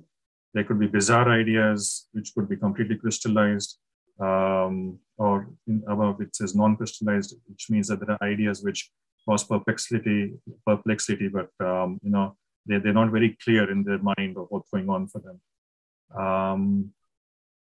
And then there are non-bizarre ideas. I'll just I can share this later. I just wanted to show you the structure, and it also gives you an idea of whether these ideas are not present or questionable or mild, moderate, severe, or even psychotic. So you can have severe ideas, but there's a differentiation between severe and psychotic non-bizarre ideas. So this tool helps you to clarify that as well. And then the frequency, duration, it looks at that. So it's a wonderful tool. It's very detailed, self-explanatory tool to go through and consider. Perceptual abnormalities are captured. Disorganized speech, that's the other positive symptom like we talked about.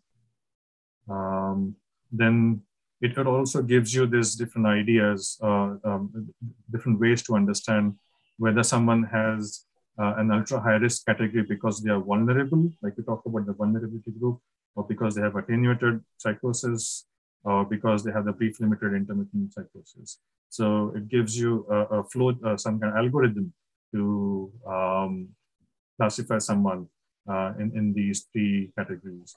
Or if they have crossed the psychosis threshold and need antipsychotic treatment. So this CALMS also gives you guidance on whether someone needs antipsychotic treatment or not. It's a very well-researched tool. And this is the SOFAS, the Social and Occupational Functioning Scale.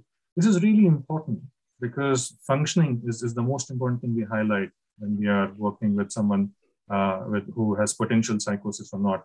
In the past year, how has their functioning been? Whether they have dropped by, if they were functioning at 90 and now they are 60, it means a drop of, would that be 30%? Yeah, near about 30% drop. So 90 to 50, maybe a 30% drop or less, that I can calculate. Or they have been functioning under the score of 50 for the whole of the year. So that's the guidance that CALMS gives based on SOFAS. And you can see in the SOFAS, they look at functioning, social, occupational, school functioning, they give examples. And based on your clinical judgment, you can say they are either 72, 74, or maybe 63. You can give those kind of numbers as well based on your understanding. And you can monitor them as you're seeing them progress, or you're working with them and following up with them, whether the functioning is declining or improving. So this SOFAS also helps you monitor the functioning. It's a good tool to have in adolescent mental health for socio-occupational functioning. So I'll just kind of stop sharing here for now.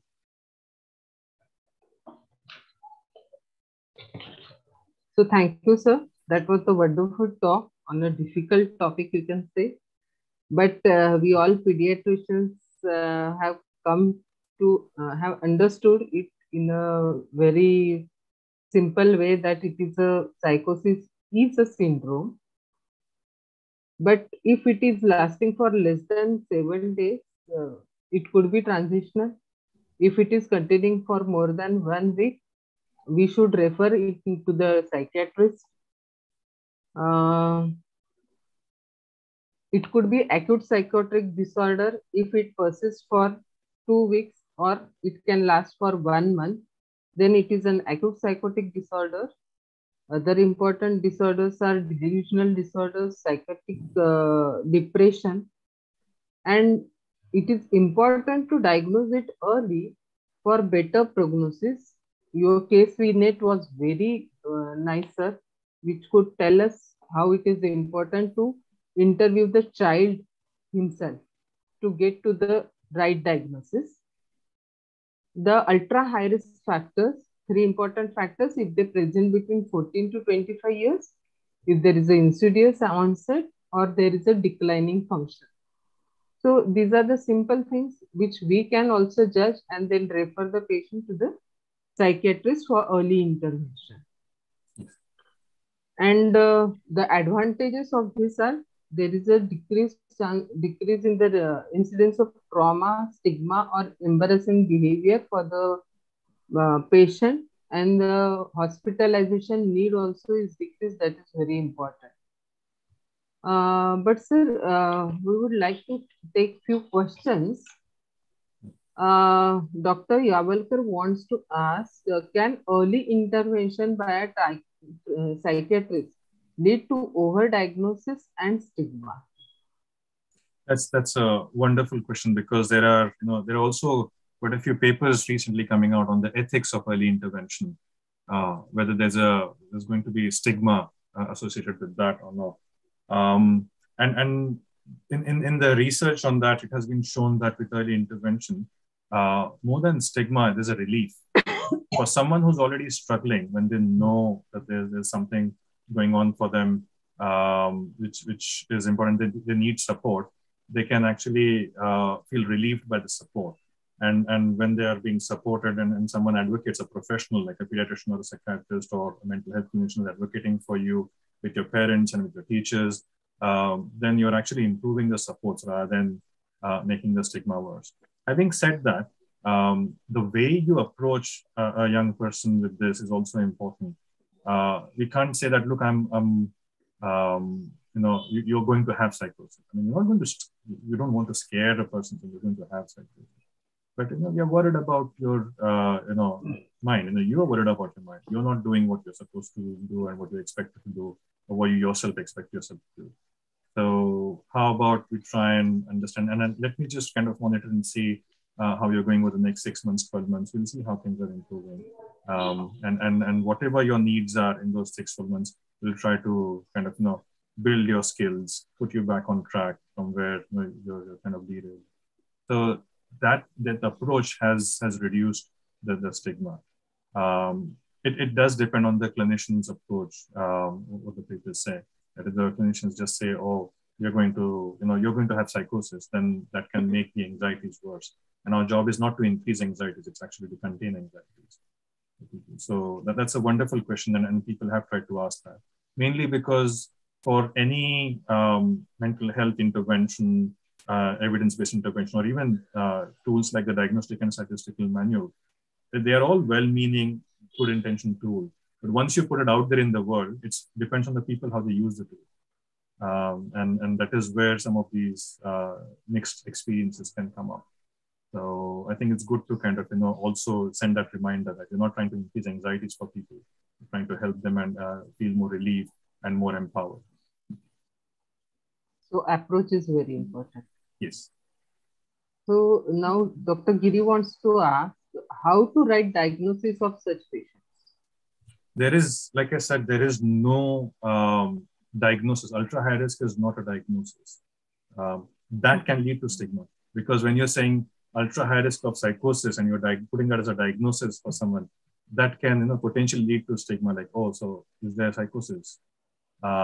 Whereas if you are kind of looking at parental listening problems, or with Rishi, it was dyslexia, and he had anxiety and was withdrawing from the world. So we kind of went with that first, and we also diagnosed him with ADHD and monitored. So we in our team knew what we were monitoring him for, but we didn't kind of put on paper that we are kind of he has ultra high risk for psychosis, because you can't.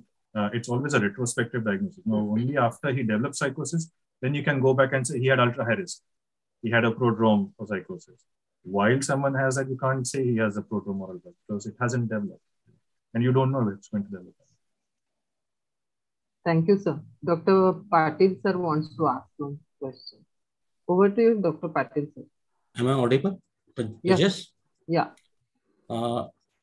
I should congratulate Dr. Tejas. My question is there any relapse action plan? Because most of the patients after treating psychosis and CBT, again, they go into same problem. Are you having any relapse action plan for that? So I can give an example, sir, of a young person who I'm treating here. And I'll keep that to the ultra high risk category as well, because we followed this young person who's 20 and had ultra high risk because she had obsessive compulsive disorder, and she had these attenuated positive symptoms of paranoia and feeling like, you know, her thoughts are being heard by other people. That's why we followed her up for about 6 to 9 months. In those 6 to 9 months, it was very clear that she wasn't developing psychosis. So we kind of treated her obsessive compulsive disorder with sertraline, and she kind of was discharged from the service, and she went on with her life. After 9 to 10 months, she actually came back to the service. I'm just giving this scenario because it will give an idea of the relapse prevention plan. Our plan with her was, if something worsens, you know, what are the early warning signs of worsening? As a decline in functioning, thoughts becoming unusual. She had that plan, then she was supposed to contact us, and she contacted us. And at that time, she actually presented with a frank manic syndrome with psychotic symptoms. And her sertraline had actually contributed, I wouldn't say caused, but contributed to her manic onset. And then as we have followed her up for the last 12 months, we have found that she has a bipolar disorder with psychotic symptoms and she has OCD as well. So at the time when we discharged her, we weren't aware that this is going to develop into psychosis. She had these ultra high risk symptoms. Even we discharged her, but we gave her a relapse plan of, these are the early warning signs of, you know, if things start declining, you know, we don't know what's going to happen. If these are the early warning signs, then, you know, you come back to us. And because we had that good therapeutic relationship with her, she felt confident of approaching us, and coming back to us and working with us for the 12 months, instead of feeling embarrassed about her own psychosis and instead of feeling like, oh, no one can understand. She actually got treatment early, and she is on currently now back as a, she's got a job as a teacher now. So I think this is something as a relapse prevention plan that we put, where essentially it was a failure of the system. And that 6 months follow-up, she still developed some symptoms later, despite being ultra high risk and we doing all the things that we were supposed to do. If someone has a psychotic illness and they remit and things become better, we do the same thing. We give them a relapse prevention plan using, we call it a wellness plan, how to remain well, how to kind of, you know, detect your early warning signs, how to keep on track with your, you know, activities and be regular with your biological rhythms and social rhythms. And if you have early warning signs, so sometimes we call them signature early warning signs. For example, you know, for the first episode of psychosis, the way the paranoia started, we kind of highlight that on the plan, saying if the paranoia starts similarly, those are your signature warning signs, come back to us instead of waiting until it goes into full-blown psychosis. So we give that plan, and our therapeutic relationship helps them come back to us. Yes, ma'am. Tejas, I wanted to ask you your experience as a psychiatrist over years. How many adolescents get an insight into their disease where they can introspect and participate in the treatment plan? And how many of them take medications? Because I think that is the most important thing. Many parents mix medications in milk and food and all because the adolescent refuses. Is that ethical? And second, how many of them really get that insight where they participate with you with a rapport developed as a psychiatrist into their disease management? I think, ma'am, it's a very good question, because it is a reality that there are some young people, whatever you do, a subset of young people will struggle because of their insight, because of their complex histories, because of their history of struggling to trust, you know, given their history of trauma, abuse, or history of really severe pathology in their primary attachment relationships. It can affect their trust. Even if they may not have psychosis, they'll struggle with trust. And that is where it's whatever you do, whatever approach you use, and how much ever, it may not be enough for the young person to trust you. And there is always a subset. Fortunately, that number is pretty low. Fortunately, we've had success with majority of our young people with the way we kind of open up the conversation for them. They get the non-judgmental approach, and they get a sense that they're important and they need to be heard. A hearing a young person doesn't mean that we do everything that they say. We are trying to curiously understand what are they saying and why are they saying and where does that come from. And then gently introducing, so do they know the pros and cons of what they're asking and what their decisions are. So spending time with a young person, hearing them doesn't mean that, that's my experience. That's what we are doing. We don't kind of, we tell the families that just because I'm listening to a young person doesn't mean that we'll kind of, we'll put no boundaries there. But listening becomes important because then that listening helps them feel that they can trust. When they can trust, then they can take on board what the grown-ups and their experiences are. And then they can go back and think, because we can't change the autonomy for the young person. They will hold on to their autonomy. So if you have to make a change and help them make a change, helping them feel listened to becomes really important. And that has worked. In my experience, that has actually helped young people to then change and feel motivated to engage in treatment. The other interesting thing I found is that there is a subset of young people who are going through their turbulent adolescent phases. And as soon as they turn 18, 19, it just clicks. They say, oh, I think this is required because life expects this out of me. And when they want to be independent and they need to be independent, that's when they start taking the right decision and say, oh, I didn't want a treatment then, but now I want a treatment now. And that's why they come back to us. Again, I would highlight here, they come back to us because of the trust and because of the discussion and the relationship we had established then. Even though they didn't take the treatment when they were 16 and 17, they come back to us when they're 19 because they know that I'm not going to judge them. And, I'd already proposed a treatment and with a certain rationale. So it took the time. So the analogy usually that we give families is like child adolescent psychiatry is like gardening.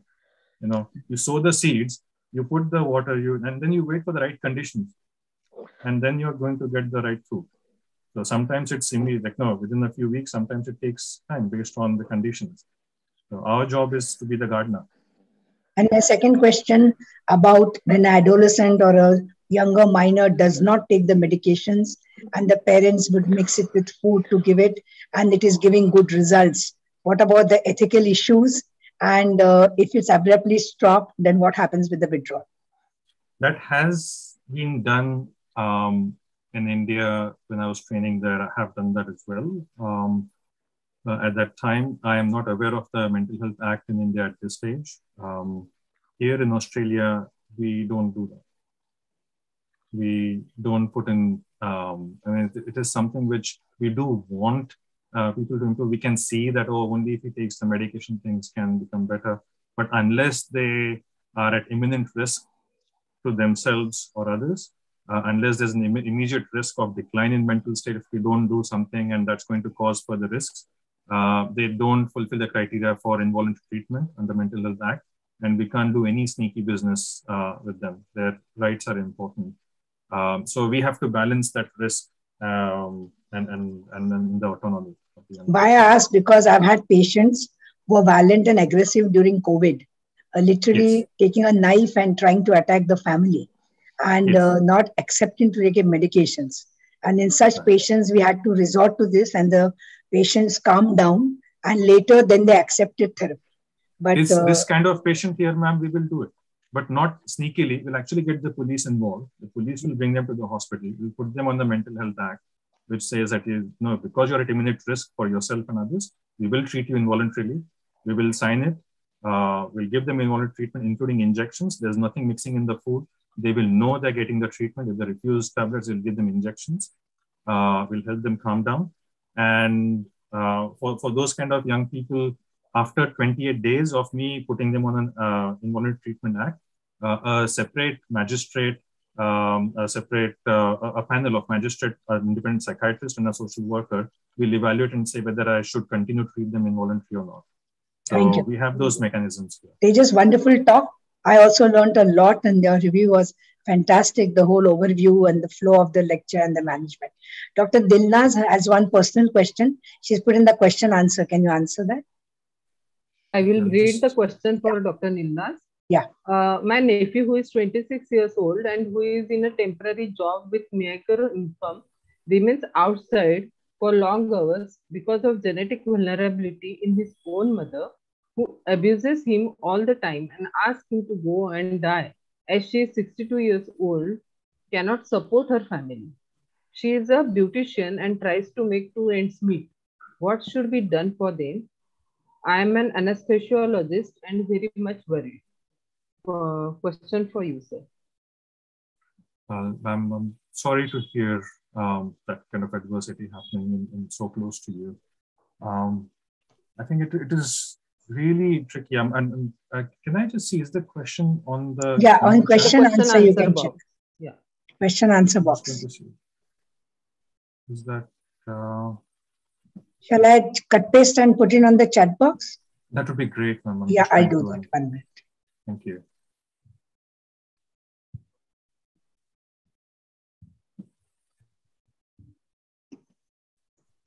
Yeah, so I put it on the chat box. Tejas, you can. Thank you, Mr. 26-year-old. I'm just trying to get the exact details there. Temporary job.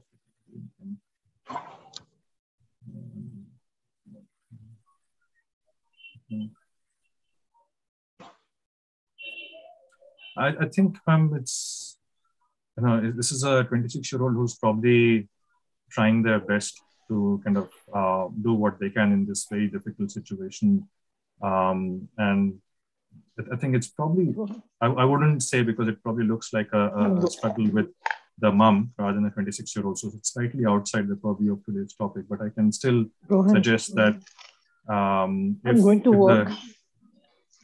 I've got to. Sorry.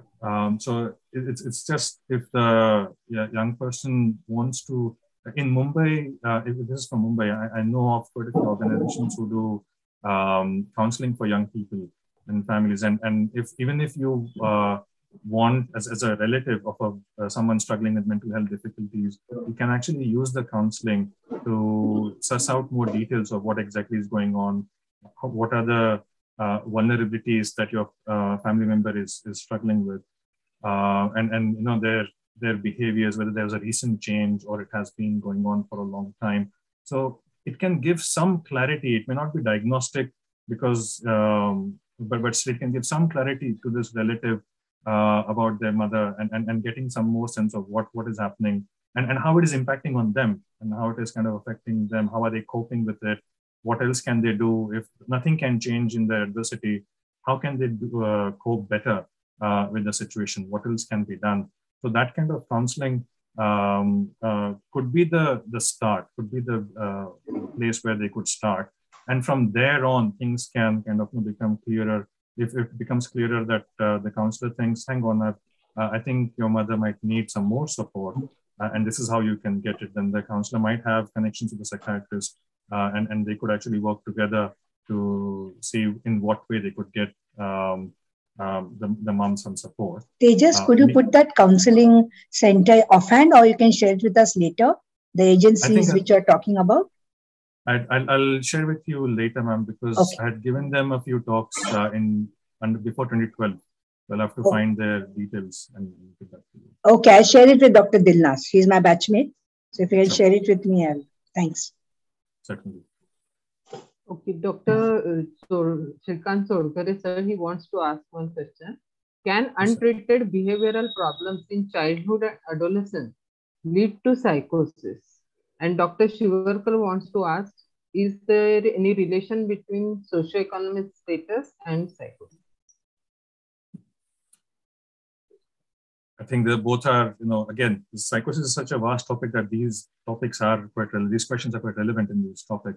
So, untreated behavioral disorders leading to psychosis, sir, I wouldn't go on to the extent of saying that because behavioral problems or challenging behaviors are untreated, that's why they have gone on to become psychosis. It is possible that the person was already kind of predisposed to developing psychosis, and what you're seeing are those behavioral challenges early on. And that is where, when you're following up with them, if you keep an eye out for the ultra high risk symptoms and the categories, and if you're worried about psychosis, you can actually assess them for ultra high risk, and that can give you a better sense of whether this could transition into psychosis or not. Untreated behavioral problems along with substance use could also kind of, that could lead to psychosis. So, if they're struggling and that's why they're feeling not accepted, and then they associate with a peer group which accepts them and gives them a sense that, they can understand, and they start using substances with that peer group, the substances, illicit substances which are known to cause psychosis. That's how maybe I would say we can develop psychosis. But just by itself, someone has ADHD and you don't treat the ADHD, or defiance and you don't treat the defiance, that won't lead to psychosis. Psychosis is a very severe mental illness with clear biological and genetic predispositions.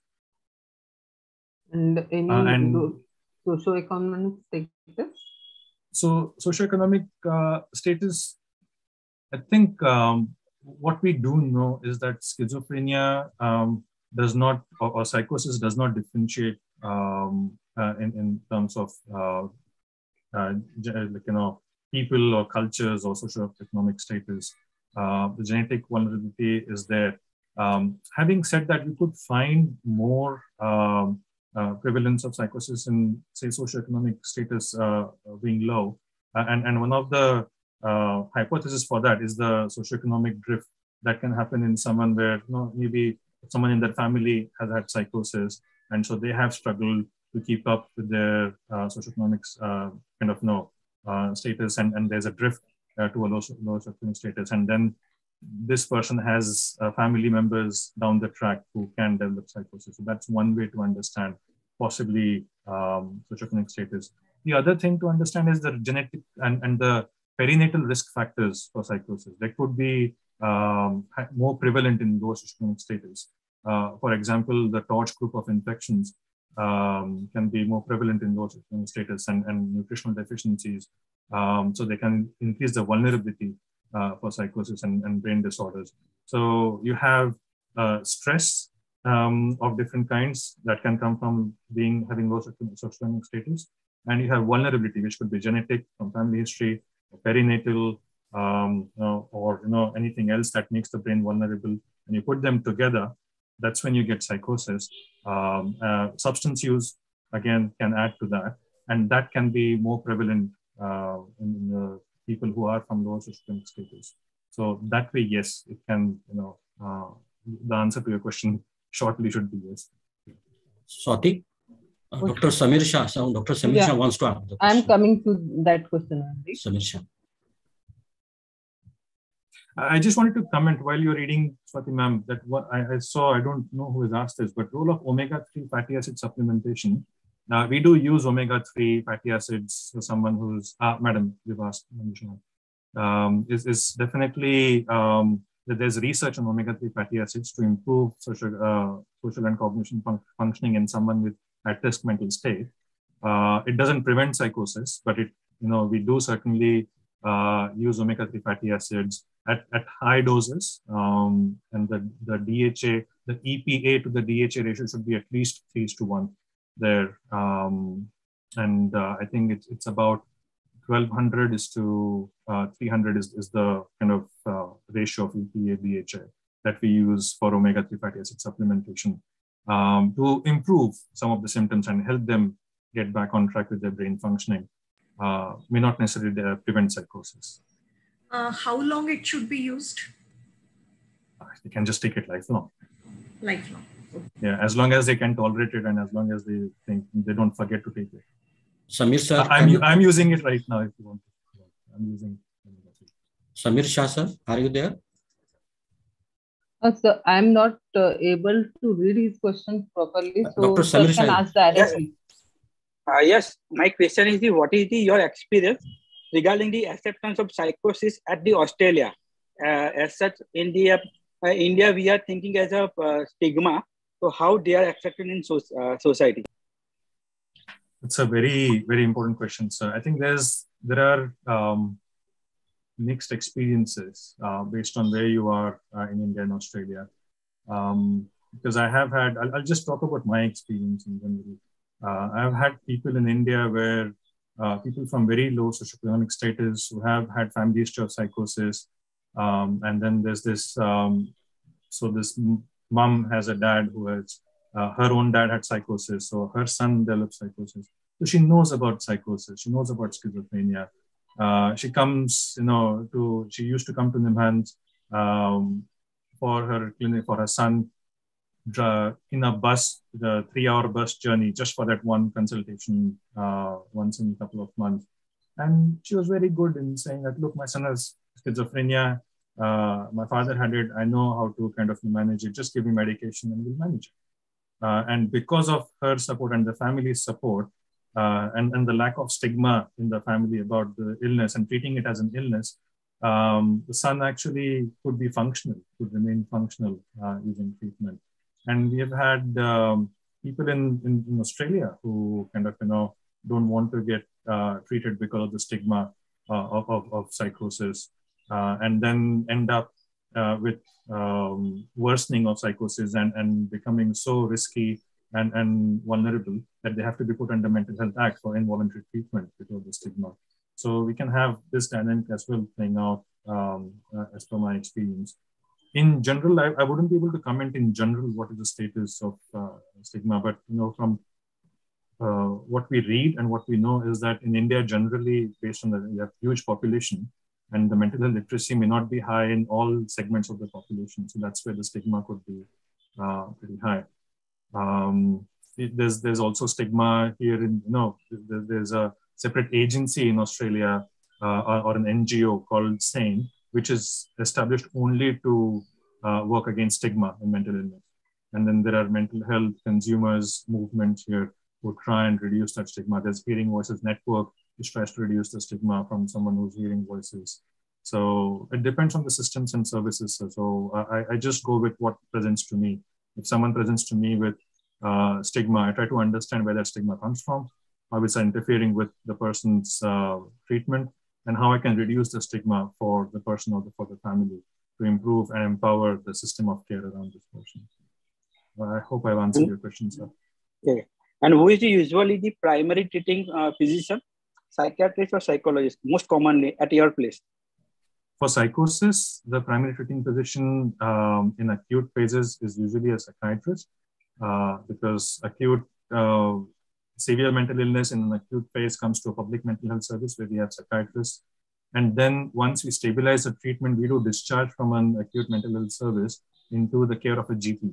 So general practitioners who treat diabetes, who treat skin conditions, who treat cancers, who treat do other diagnostic things, are also trained to kind of continue medications for psychosis. And then they can always get consultations from psychiatrists if they feel the mental state is destabilizing or there are early warning signs. That's how we are structured here in Australia. Okay, thank you. Okay, thank you, sir. Thank you for this very nice interaction with all. And your talk was very excellent. Now coming to the last part, I can say, success is no accident. It is hard work, perseverance, learning, studying, sacrifice, and most of all, love of what you are doing and learning to do. You will judge this by the way our secretary, Dr. Linesh Yavalkar, presents his vote of thanks. I invite Dr. Yavalkar to show his gratitude. Thank you, madam. Can you hear me? Yes. So, I am very happy for the success of international webinar today on ultra high risk for psychosis. I must congratulate AACCI Vidarbha Center, AACCI in general, AACCI Nagpur, AACCI Australia for conducting it successfully. But before I can give my vote of thanks, I must say a few words about the legend Padma Vibhushan Dr. R.D. Lele sir, who wrote books of clinical science, clinical medicine, clinical approach, his autobiography, Pursuit of Excellence, and his words, think as if you are going to live forever and act as if you are going to die tomorrow, will keep us inspiring. He is a father of nuclear medicine. Father, we call it Baba. And today, I found a poem which fits for him. Kalpa Vruksha Desha Sati Launiya Baba Gela. And yes, we swear to say, Vaibhavane Baharuna Ala Yalakaho Baghayan. In English, we can say, sir, you have planted a tree of heaven which will fulfill all our wishes. Kalpa Vruksha, which fulfills all our wishes, he has planted a Jnana Vruksha, which will give fame for one who wants fame, knowledge to one who wants knowledge, money to somebody who wants to earn. It will fulfill all our wishes. Jnana Vruksha he has planted. And we swear that, yes, it will blossom. Please come back, accept our prayers, sir. My prayers to God to give him heavenly place. Now we come to our Thanksgiving ceremony. Dr. Tejas Goldar, sir, your talk was excellent. Your focus on negative symptoms along with positive one. And the focus that adolescence is the origin of 80% of illnesses in psychiatry. And your focus that we should learn to see the functioning so fast has impacted our thinking. Thank you, sir. Your first case brought out that parents always scold and adolescents want to stay away. Next time we will like to see examples where parents and adolescents, they would like to stay with each other. Thank you, sir. Importance of follow-up and lifestyle intervention before giving medicines. Importance of relief, which is more than stigma for ultra high risk. Sir, I accept. Thank you very much for answering my question. Relapse prevention plan as wellness plan is well accepted idea, sir. Thank you. Thank you very much for all your ideas, sir. Thank you. We have learned a lot from you. Thank you very much, Dr. Tejas Goldar, sir. Dr. Swati Bhave, madam, chief guest today. Thank you for coming. Executive Director of AACCI. Hats off to you, madam. Despite the sad moment, you decided that the webinar should go smoothly, and our obituary we have arranged before webinar without curtailing even a second for webinar. I have never seen anybody wants to say now we have to stop here. The webinar was conducted and successful. Thank you very much. And yes, your questions on insight by the adolescent and using food as medication. Very well accepted, madam. Thank you very much. We will learn a lot from you. Dr. Annaga Jayagar, madam, guest of honor, AACCI International Coordinator, Australia. My best wishes for your center, madam. Thank you for coming today and thank you for helping us organizing today's program. Thank you very much. Dr. Samir Shah, sir, guest of honor, National Coordinator, AACCI. Your importance of psychologist as well as psychiatrist is well taken, sir. Thank you. Dr. R.G. Patil, sir, thank you very much. In charge, Vidarbha Regional Center, AACCI. When you arrange a program, it becomes flawless. Thank you, sir. You keep track of all the aspects of program. Dr. Swati Magmare, MOC, you have conducted the program very well. Thank you. Thank you very much, madam. Dr. Manjusha Giri, you oriented us about the current situation about psychosis. Thank you very much, madam. Your contribution in organizing the program is also very well taken. Thank you, DJ Shed, for giving us the platform for today's program. Thank you, Dr. Prajakta Kaduskar, madam, Dr. Praveen Dahake, Dr. Meena Deshmukh, Dr. Sushma Desai, madam, your presence is very much appreciated. Thank you. Dr. Srikant Sorgade, sir, Dr. Uday Bodankar, sir, Dr. Khirwadkar, madam, Dr. Jagdish Chinnappa, Dr. Kiran Vaswani, Dr. Jayashree Shivalkar, Dr. Abhijit Bharadwaj, and all those who attended today's program. Thank you very much. Thank you all AACCI members and office bearers. Thank you all Nagpur AHA members and office bearers. And thanks to all AACCI Australia members. Thank you very much. And here I end my talk. Vote of thanks. Thank you. Thank you, Linesh. I would like to end this program with a poem by an adolescent. Look into my eyes and tell me what you see. Do you see a reckless girl or someone depressed at you? Do you dare see the tears that spread across my skin? Do you see all my losses or the very few I win? Do you see unflawed youth or do you see a broken child? Do you see all my pain, or do you see me just as wild?